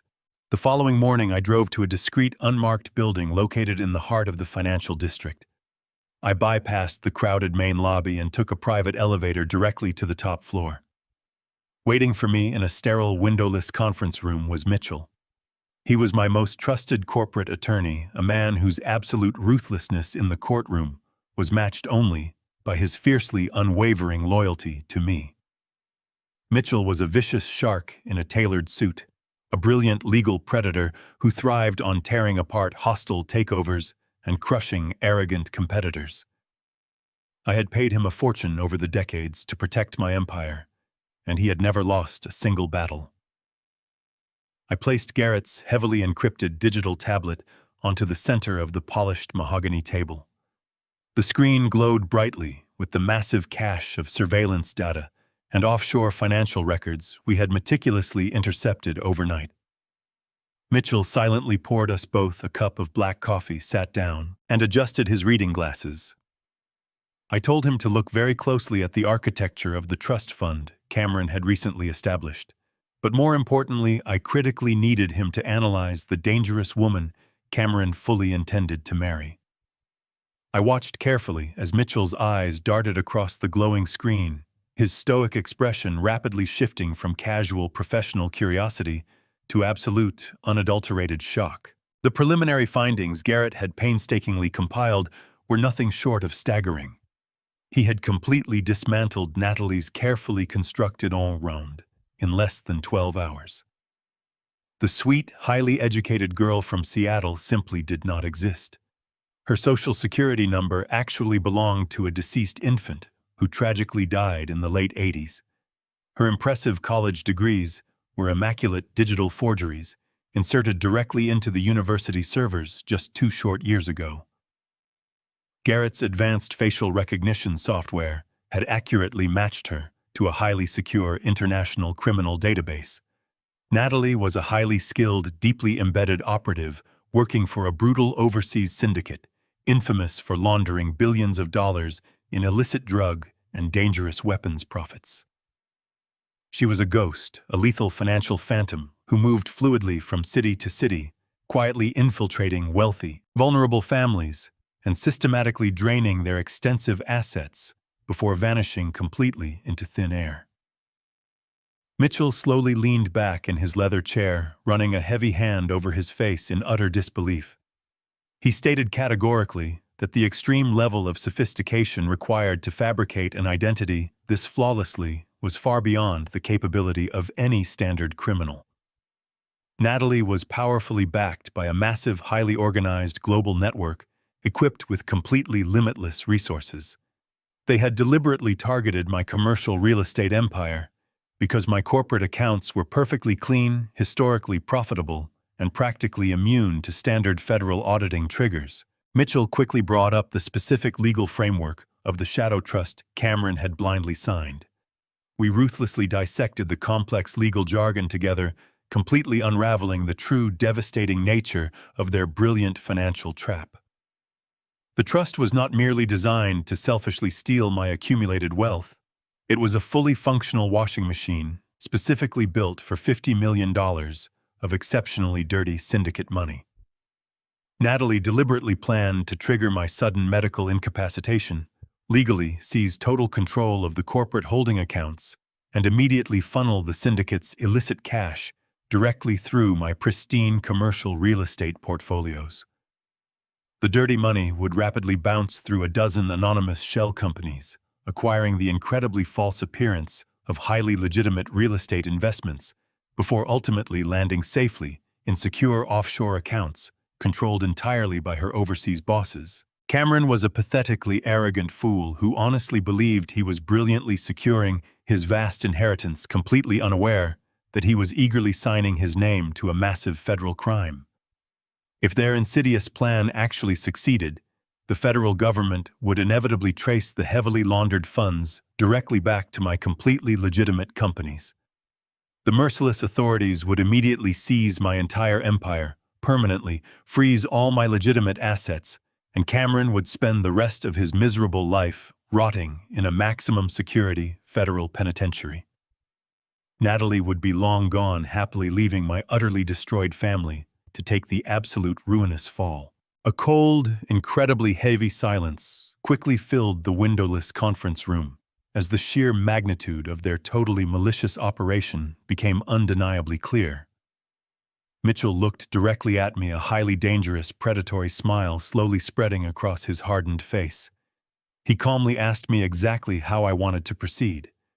I told him we were going to eagerly let them attempt their massive financial transfer, but we were going to expertly ensure they transferred absolutely nothing but their own total destruction. Over the course of the next 6 grueling hours, Mitchell and I brilliantly executed a highly aggressive, meticulously planned financial maneuver. We systematically drained every single drop of actual liquid capital from my vast corporate holding accounts. We seamlessly moved the entire $50 million into a deeply secure, completely untraceable federal holding account, utilizing a highly classified legal mechanism Mitchell strictly reserved for extreme corporate emergencies. We effectively emptied the entire vault. But to actively prevent Natalie and Cameron from suddenly noticing the missing funds, Mitchell masterfully fabricated a flawless digital mirage. He expertly manipulated the front-end banking interfaces, completely ensuring the displayed account balances still reflected the full $50 million. To anyone looking at the computer screens in my office or on a mobile banking application, the money appeared perfectly intact and ready for immediate transfer. But a simple visual illusion was entirely not enough to completely spring the ultimate trap. I absolutely needed to strictly ensure that the exact moment Natalie attempted to execute her master plan, she would instantly trigger her own inescapable doom. Mitchell quickly opened the hidden digital architecture of the specific trust documents Cameron had illegally placed on the main company servers. Working efficiently, with a tiny team of elite, deeply trusted cybersecurity experts, Mitchell expertly embedded a highly lethal, extraordinarily sophisticated poison pill code directly into the foundational transfer mechanism. This deeply malicious script was carefully designed to remain completely dormant until the exact second Natalie initiated the $50 million transfer. Once triggered, the hidden poison pill would instantaneously execute 3 catastrophic commands. First, it would completely lock down the entire network, permanently freezing every single computer terminal and preventing any possible cancellation of the transfer. Second, it would instantly capture and permanently record all the hidden offshore routing numbers and illicit syndicate banking destinations Natalie had programmed into the trust. Finally, the lethal poison pill would automatically transmit a massive, heavily encrypted data packet containing all the intercepted routing numbers the audio confessions Garrett had captured, and the undeniable proof of the attempted money laundering directly to the chief director of the Federal Financial Crimes Division. We sat back and watched the brilliant cybersecurity technicians flawlessly finalize the highly lethal code integration. The blue progress bar on the massive screen hit 100%. A small flashing green light confidently confirmed the poison pill was successfully embedded and fully armed. Mitchell quietly closed his laptop. The magnificent trap was completely set. The final pieces of my intricate vengeance were falling perfectly into place. I left Mitchell in the sterile conference room and took the private elevator down to the bustling city streets. The cold afternoon wind bit at my face, but I felt nothing but the warm, steady burn of absolute purpose. I directed my driver to take me back to the Gold Coast mansion, knowing that tonight would require the most critical and demanding performance of my entire life. I needed to convince 3 incredibly greedy, highly observant predators that their poisonous campaign had finally broken me. I needed them to believe that the mighty titan of commercial real estate was now nothing more than a terrified, deteriorating old man, desperately clinging to his last shreds of dignity. When I arrived home, the evening shadows had already stretched across the manicured lawns. Diana had returned from her luxurious spa weekend, her skin glowing, and her demeanor casually dismissive. Cameron and Natalie had also arrived for our customary Sunday family dinner, a ritual I had insisted we maintain to project an image of familial unity.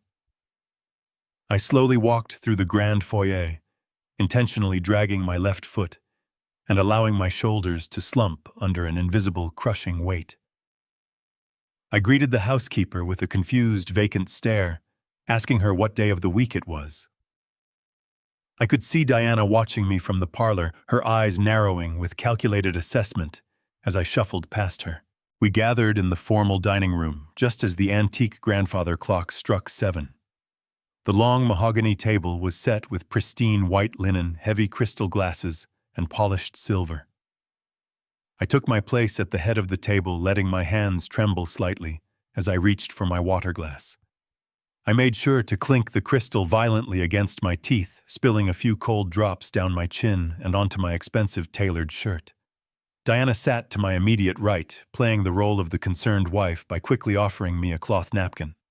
I took it with a shaky, pathetic murmur of thanks, refusing to meet her gaze. Cameron and Natalie sat directly across from us. Natalie looked picture-perfect in a simple silk blouse, projecting pure, unadulterated sweetness.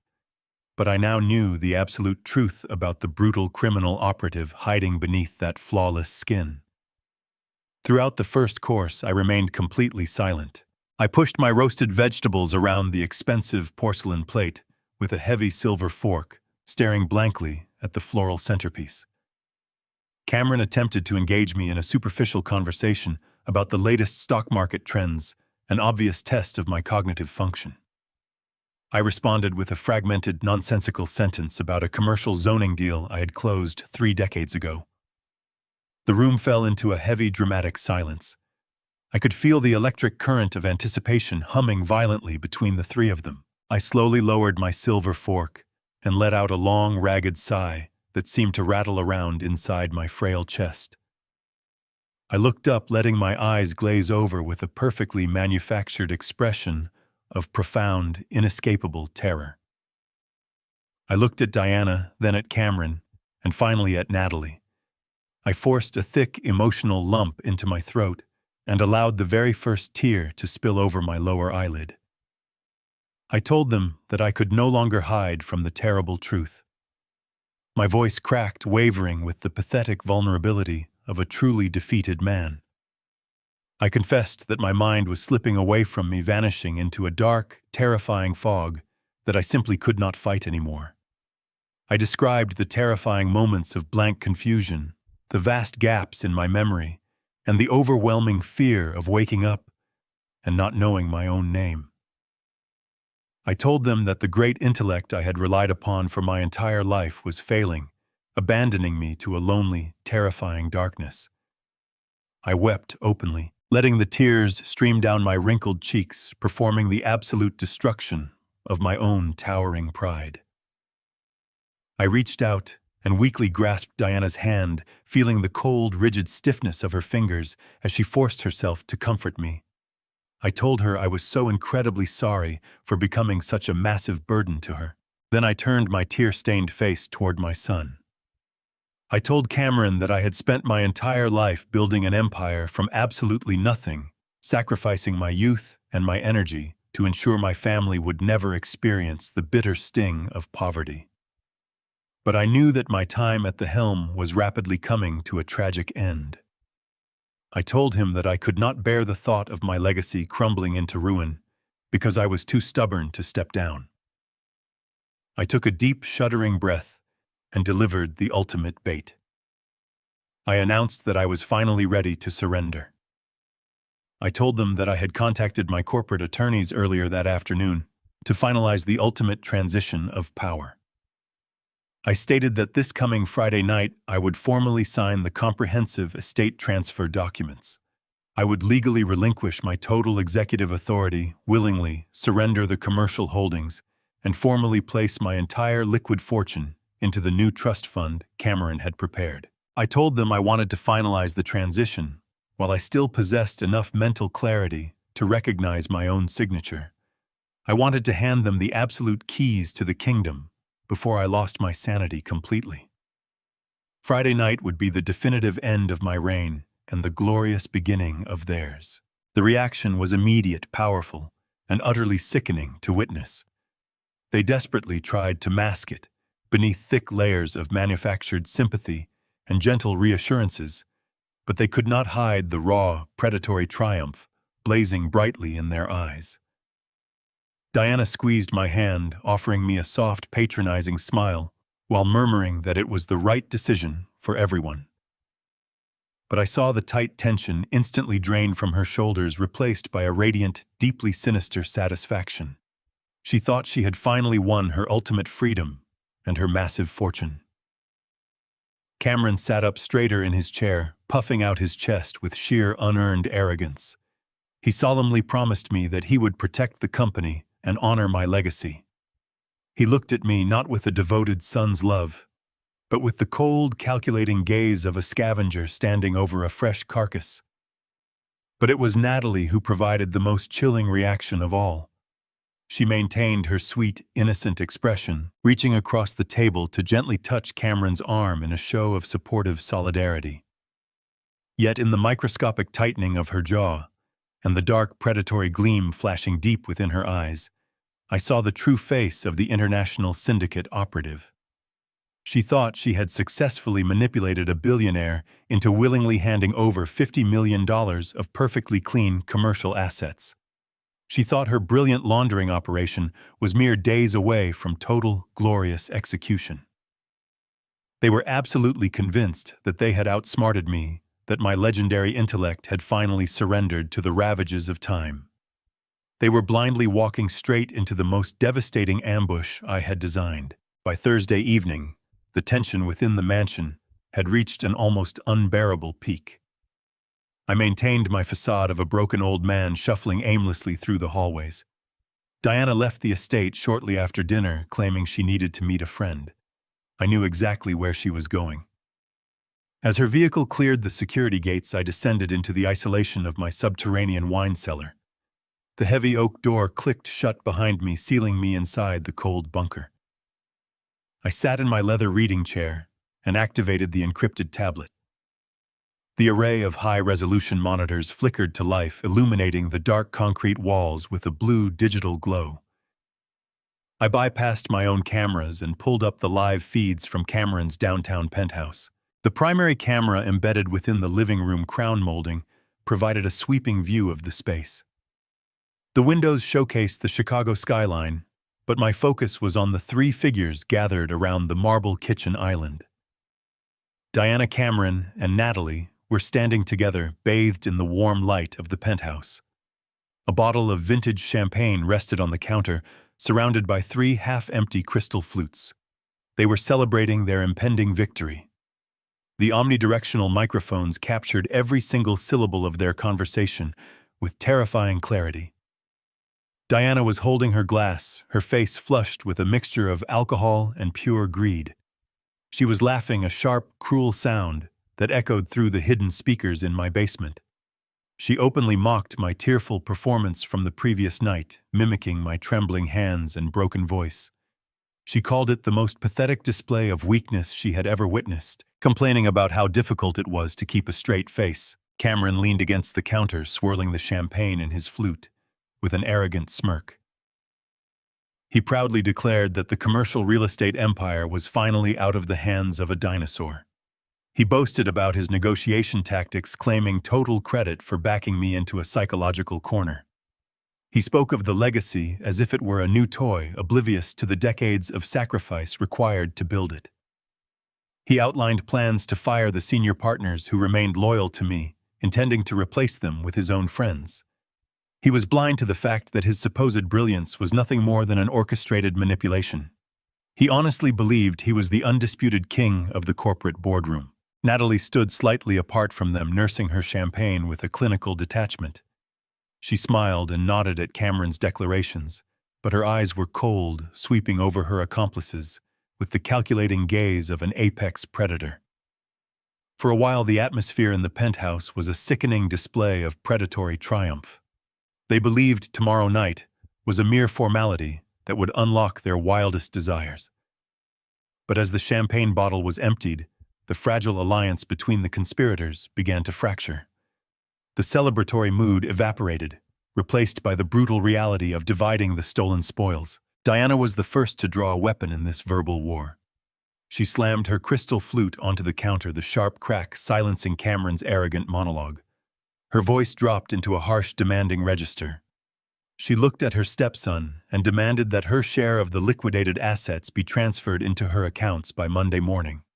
She stated that she had endured years of a suffocating marriage, and she refused to wait a single day longer for her payout. She wanted her money, and she wanted complete separation from the family name. The sheer entitlement in her voice was staggering. She spoke as if she had earned every single penny through hard labor, ignoring the fact that she was actively conspiring to murder her husband to acquire it. Cameron bristled immediately, his arrogant smile vanishing into a defensive scowl. He pushed himself off the counter, stepping aggressively toward his stepmother. He told Diana that she was out of her mind if she thought he was going to execute a multi-million-dollar transfer the first business day after his father surrendered control. He argued that moving that much liquid capital so rapidly would trigger a catastrophic series of federal audits. He demanded that she remain patient, explaining that the money needed to quietly settle within the newly established trust fund. He insisted that he needed to establish his authority over the corporate board first. He told her she would get her money when he decided it was safe and not a second sooner. The argument escalated with blinding speed. Diana's face flushed with violent rage. She stepped closer to Cameron, her voice rising to a shrill pitch. She accused him of attempting to cut her out of the deal entirely. She aggressively reminded him that without her constant administration of the synthetic poison, my mind would never have deteriorated. She claimed absolute ownership over the physical degradation, pointing a manicured finger at his chest and threatening to expose his fraudulent real estate transfers. Cameron shouted back, his face contorted in a furious sneer. He called her a pathetic gold digger, loudly reminding her that without his executive access to the company's servers, she would never have seen a single dime. They were standing inches apart, screaming venomous insults at each other, their greedy alliance crumbling into absolute chaotic hatred. I sat in the cold silence of the subterranean wine cellar, watching the spectacular implosion of my family with unblinking fascination. As Diana and Cameron screamed at each other over the island, Natalie calmly set her crystal flute down. The sweet, innocent facade she maintained for years vanished entirely, melting away, to reveal the cold, ruthless international operative lurking beneath. She did not raise her voice. She spoke one single commanding sentence that instantly sliced through the chaotic screaming. She told them to shut their pathetic mouths. The sheer icy authority in her voice was so completely unnatural, entirely foreign to the demure persona they knew, that Diana and Cameron instantly froze. They turned to look at her, their faces registering a sudden, profound confusion. Natalie stepped forward, her posture rigid, and her eyes burning with pure sociopathic dominance. She looked at Cameron as if he were a completely worthless insect. She systematically dismantled his entire ego in a matter of seconds, explaining that he was never in control of the operation. She explicitly revealed that the $50 million trust fund he had blindly established was not a secure vault for his inheritance. It was a heavily insulated laundering mechanism designed to wash syndicate money through his father's pristine corporate accounts.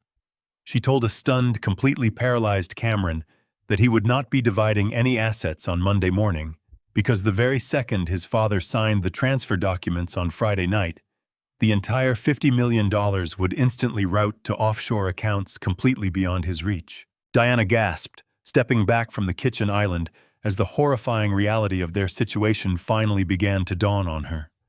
She demanded to know who Natalie really was and what she had done with their promised fortune. Natalie offered a slow, terrifying smile that did not reach her dead eyes. She explicitly informed Diana that if she ever raised her voice or threatened to expose the operation again, she would be quietly and efficiently permanently neutralized. Natalie explained that she worked for people who did not tolerate greed, incompetence, or threats. She dictated the new absolute reality to her two paralyzed victims. They would smile, they would play their roles tomorrow night, and they would gratefully accept whatever microscopic fraction of the money her employers decided to leave behind. I watched from the dark, perfectly still, as the ultimate predators realized they had been the prey all along. The heavy, suffocating silence in the penthouse following Natalie's chilling ultimatum hung in the air like toxic smoke. Natalie turned on her heel, her designer heels clicking against the polished hardwood floor, and retreated toward the guest bedroom, leaving Diana and Cameron standing frozen in the center of the kitchen. The moment the bedroom door clicked shut, the fragile remnants of their maintained composure shattered into 1,000 jagged pieces. Panic, raw and entirely unfiltered, began to rapidly radiate from my treacherous wife and the pathetic man I had foolishly believed for over 3 decades to be my only beloved son. Diana began to pace the length of the marble island, her hands trembling violently as the terrifying reality of their precarious situation finally took hold. If Natalie controlled the trust mechanism, they were going to be left with absolutely nothing but worthless financial scraps. Diana stopped abruptly, her eyes locking onto Cameron with a terrifying, desperate intensity.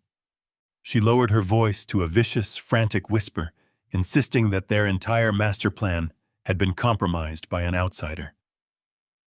She stated that they simply could not afford to wait for the scheduled meeting on Friday night.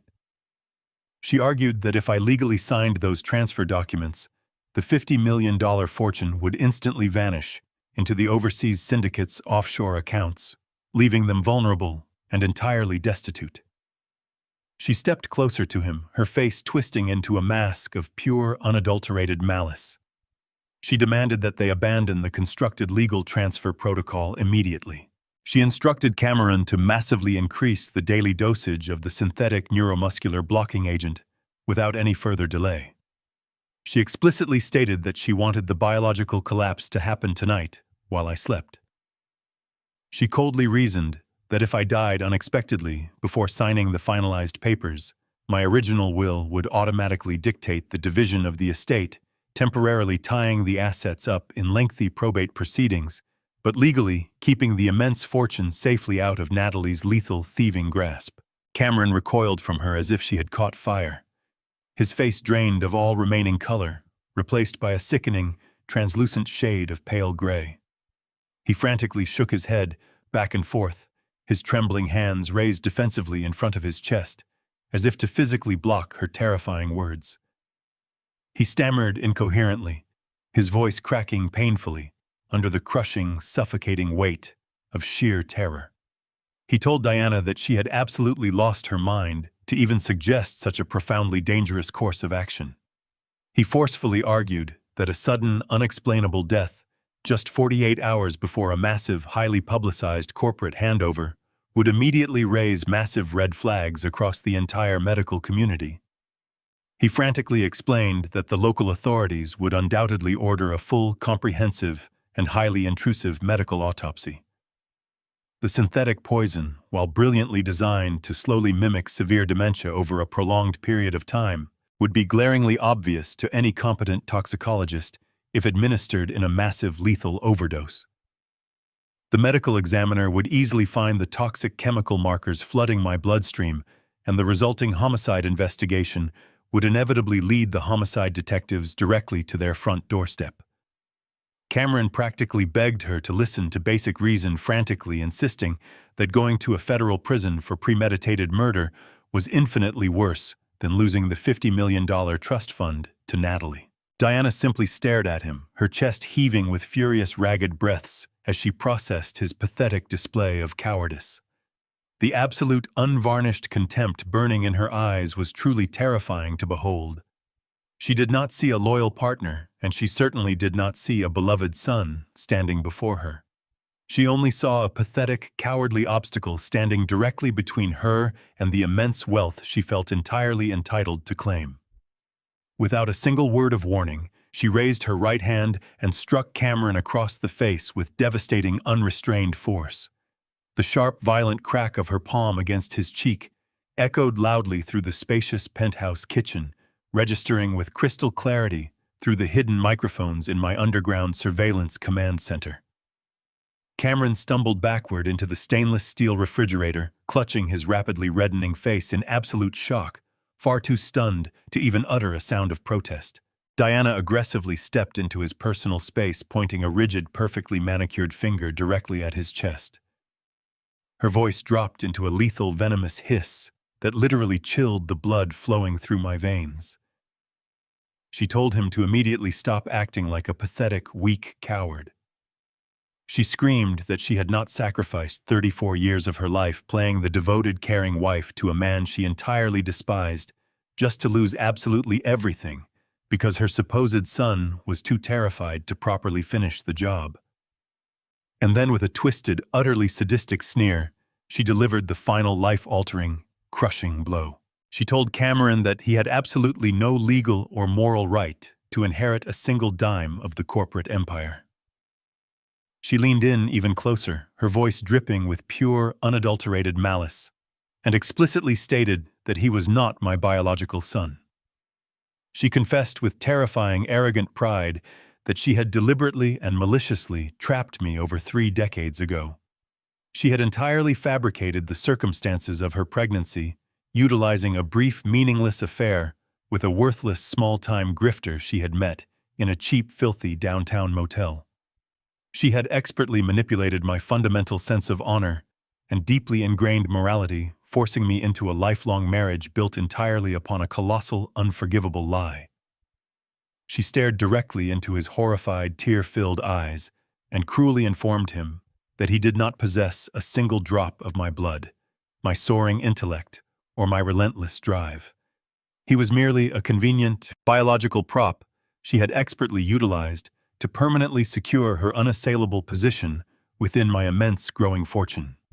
She vehemently vowed that she would not allow the weak, pathetic son of a nameless con artist to ruin the massive financial operation she had spent her entire adult life meticulously orchestrating. Down in the absolute silent darkness of the subterranean wine cellar, I sat completely immobilized in my heavy leather reading chair.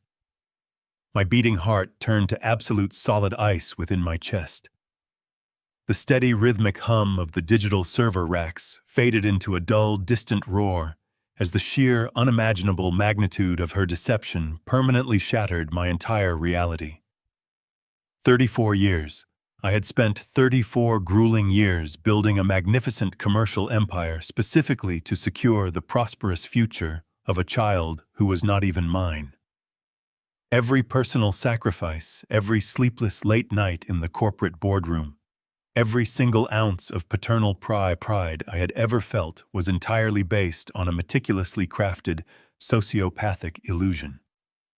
I stared blankly at the glowing monitor, silently watching the vicious woman I had married and the terrified stranger I had called my son.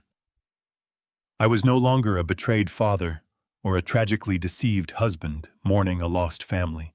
I was a broken man who had absolutely nothing left in this world to lose, and my impending vengeance against these parasites would be total. The digital monitors painted the cold concrete walls of my wine cellar in a pale, ghostly light. I sat frozen in my heavy leather chair, the absolute magnitude of my wife's confession echoing through the subterranean silence. 34 years of marriage, an entire lifetime of building an empire, only to discover I had been meticulously bled dry by a common grifter and the nameless bastard she had dragged into my home. On the screen, the silence in the penthouse was equally suffocating. Cameron was slumped against the stainless steel refrigerator, his face a portrait of complete utter devastation. The arrogant prince had just been brutally stripped of his crown, reduced to a pathetic, shivering fraud. Diana stood over him, her chest heaving with venomous pride, completely unapologetic for the decades of deceit she had just casually unraveled. The emotional destruction of my fake family was abruptly cut short. Natalie stepped out of the hallway, shadows moving with the terrifying, fluid grace of a hunting viper. She looked at Cameron without an ounce of sympathy, and at Diana without any respect. She clapped her hands together, a sharp, commanding sound that instantly severed the thick tension in the room. Her voice was a cold, clinical blade, completely devoid of the melodic sweetness I had endured for the past year. She announced that the time for pathetic domestic melodrama was over, and the time for executing the final operational protocol had officially arrived. Natalie walked slowly toward the marble kitchen island, her eyes locked onto the two trembling frauds before her. She calmly explained the precise nature of her presence in their miserable lives. She told Cameron that she had never loved him, that she had never even found him remotely tolerable.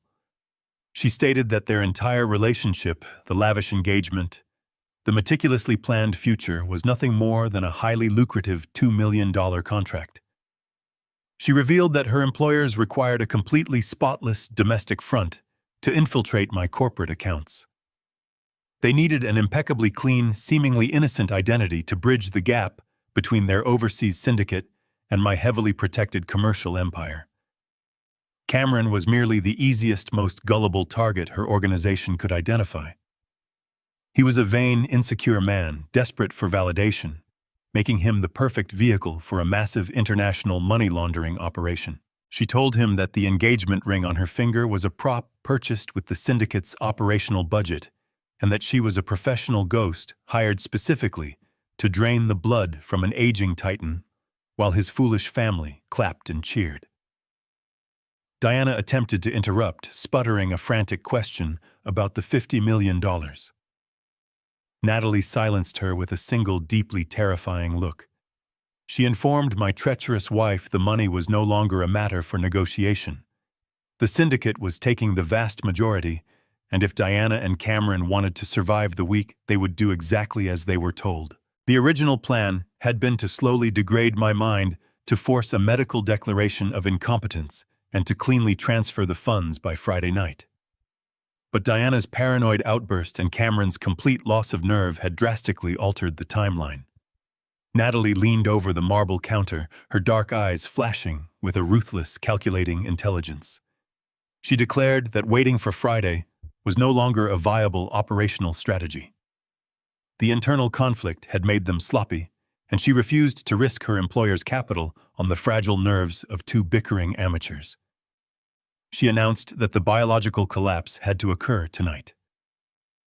Cameron immediately began to protest, stammering again about the severe risks of an autopsy and the undeniable chemical markers of the synthetic poison they had been using. Natalie silenced him by reaching into a sleek black leather briefcase retrieved from the guest room. She pulled out a small, pressurized metallic canister and a highly specialized medical-grade syringe. She set the items on the counter with a metallic clink. She explained with chilling scientific precision they were not going to use the neuromuscular blocking agent. She had brought a secondary, infinitely more sophisticated mechanism. The canister contained a heavily concentrated, completely untraceable synthetic gas designed to induce a massive, catastrophic myocardial infarction. It was a flawless, invisible weapon. She detailed the exact method of execution. They would drive to the mansion under the cover of darkness. They would utilize the master keys to bypass the security systems and slip silently into the master bedroom. Once inside, they would inject the concentrated gas directly into the reservoir tube of my nocturnal breathing machine. She meticulously outlined the biological reaction. As I slept, the breathing machine would pump the lethal, undetectable gas directly into my lungs. My heart would violently seize within minutes, mimicking a massive, entirely natural cardiac arrest. By the time the paramedics arrived in the morning, the chemical compound would have completely evaporated from my bloodstream, leaving absolutely no trace for the medical examiner. It would be officially ruled a sudden failure of an aging heart, a natural death accelerated by my recently diagnosed cognitive decline. The estate would instantly enter probate, but the holding trusts Natalie had established would remain completely insulated and primed for extraction. Diana and Cameron stared at the metallic canister on the marble counter, their faces reflecting a twisted mixture of sheer terror and desperate, greedy salvation. They slowly nodded their heads in silent agreement, willingly sealing a pact to murder me in cold blood. I watched from the dark isolation of my command center as Natalie expertly packed the syringe and the lethal canister back into her black leather briefcase. She issued a final sharp command ordering them to gather their coats. The three of them moved toward the penthouse elevator, their faces set with dark, murderous determination. The live camera feeds tracked their progress as they descended to the private parking garage, climbed into Diana's luxury vehicle, and pulled out onto the rain-slicked city streets. They were driving straight toward my home, carrying the exact instrument of my intended death. I reached out and tapped the encrypted tablet. One by one, the high-resolution monitors flickered the bright screens, fading back into the deep, absolute blackness of the subterranean wine cellar. The only sound left in the room was the quiet, steady hum of the heavy server racks, processing the flawless, high-definition evidence of their massive criminal conspiracy. I stood up slowly from my leather reading chair, feeling no fear, no panic, and no lingering sorrow. I walked to the antique wooden cabinet against the far concrete wall. I retrieved a crystal tumbler and a bottle of my oldest single malt whiskey. I poured a generous measure of the amber liquid, the soft splashing sound echoing perfectly in the quiet dark. I raised the heavy crystal glass, taking a slow, deep sip, feeling the warm, familiar burn trace down my throat. A slow, chilling smile spread across my face in the shadows. The bait had been completely swallowed. The trap was entirely armed. The hunters were finally coming to my house, blissfully unaware that the gates of absolute hell were about to swing wide open to welcome them. The antique grandfather clock in the downstairs foyer silently ticked past 2 o'clock on Friday morning. In the absolute suffocating darkness of my master bedroom, the only sound was the artificial whirring of my CPAP machine, which I had purposefully left running on the empty mattress. I stood in the deep shadows of the far corner, my eyes adjusted to the gloom, waiting with freezing patience. Then the heavy brass door handle slowly began to turn. A faint agonizing creak echoed through the space as the bedroom door parted from its frame. 3 distinct shadows crept fluidly across the threshold, moving with the practiced predatory stealth of thieves in the night. I watched through the darkness as Diana led the way, her silhouette rigid with a desperate, frantic energy. Close behind her was Cameron, his posture stiff with a lingering, terrified hesitation. Bringing up the rear was Natalie, holding the black leather briefcase tightly against her side. They converged on the edge of the bed like vultures circling a fresh carcass. In the dim light filtering through the drapes, I saw the metallic glint of the massive medical syringe and the pressurized canister of lethal untraceable gas. Diana reached out her hand steady with pure malice, prepared to inject the poison directly into the breathing tube and end my life forever. Suddenly, a brilliant, blinding wall of white floodlights exploded from the ceiling, instantly illuminating every corner of the vast master bedroom. The sudden glare was deafening in its visual intensity. Diana let out a sharp, ragged scream of terror, dropping the silver syringe onto the hardwood floor as she protected her blinded eyes. Cameron stumbled backward in absolute panic, his boots slipping on the polished wood as he violently crashed against the bedside table. Natalie instantly froze, her clinical detachment shattering into a mask of pure survivalist shock as her eyes adjusted to the blinding light. They did not find a helpless, deteriorating old man dying in his bed. The mattress was completely empty. Instead, they find themselves staring directly at me. I was sitting perfectly upright in a heavy leather armchair, in the center of the room, dressed in a flawless, tailored suit, calmly sipping a glass of single malt whiskey. Flanking my chair were Detective Garrett and my merciless corporate attorney Mitchell. And stepping fluidly out of the adjoining dressing room were 6 heavily armed federal agents, their tactical submachine guns raised and locked directly onto the chests of the 3 completely paralyzed conspirators. The cold, heavy silence that filled the illuminated bedroom was absolute, broken only by the sound of Cameron's frantic, shallow breathing. I set my crystal glass down on the side table with a slow, deliberate click. I looked directly at the shivering man I had proudly raised for 34 years, letting my gaze strip away every remaining shred of his unearned arrogance. I reached into my jacket pocket and pulled out a certified, heavily stamped medical document. I dropped the official DNA test results onto the floor, watching it flutter lazily before landing directly at his boots. I told him, my voice completely flat and devoid of any paternal warmth, that his entire life had been a colossal, pathetic lie. I revealed that I had watched the penthouse surveillance feed, heard every single syllable of his mother's venomous confession, and possessed the absolute proof that he was merely the bastard child of a worthless grifter. The crushing weight of the truth hit him like a physical blow.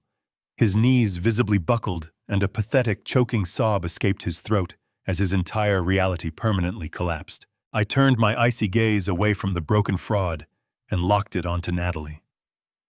The sweet, innocent girl from Seattle was completely gone, replaced by a desperate criminal operative cornered in a trap from which there was no escape. I picked up a thick red folder from the table beside me and threw it across the room. The papers scattered across the floor, unraveling her pristine digital identity to reveal her secure international criminal dossier. I told her that her multi-million-dollar contract with the overseas syndicate was officially terminated. I revealed that Garrett had unmasked her fabricated credentials, traced her actual fingerprints to a secured laundering network, and mapped out the exact architecture of her global syndicate. Her eyes dived frantically toward the window, her mind desperately searching for an escape route. But the solid wall of federal weapons pinned her completely in place. Cameron, desperately baring his teeth in a final grasp at victory, let out a manic, unhinged laugh. He aggressively pointed a trembling finger at me, his voice cracking with a sharp, hysterical malice. He shouted that it was too late for a dramatic trap, because at midnight, Natalie had officially executed the legal trust documents on the company servers. He bragged that the $50 million of actual liquid capital had already been cleanly transferred out of my corporate holding accounts. He screamed that they were rich, that the money was permanently theirs, and that no federal weapon could force them to give it back. I watched his desperate display with pure, freezing contempt.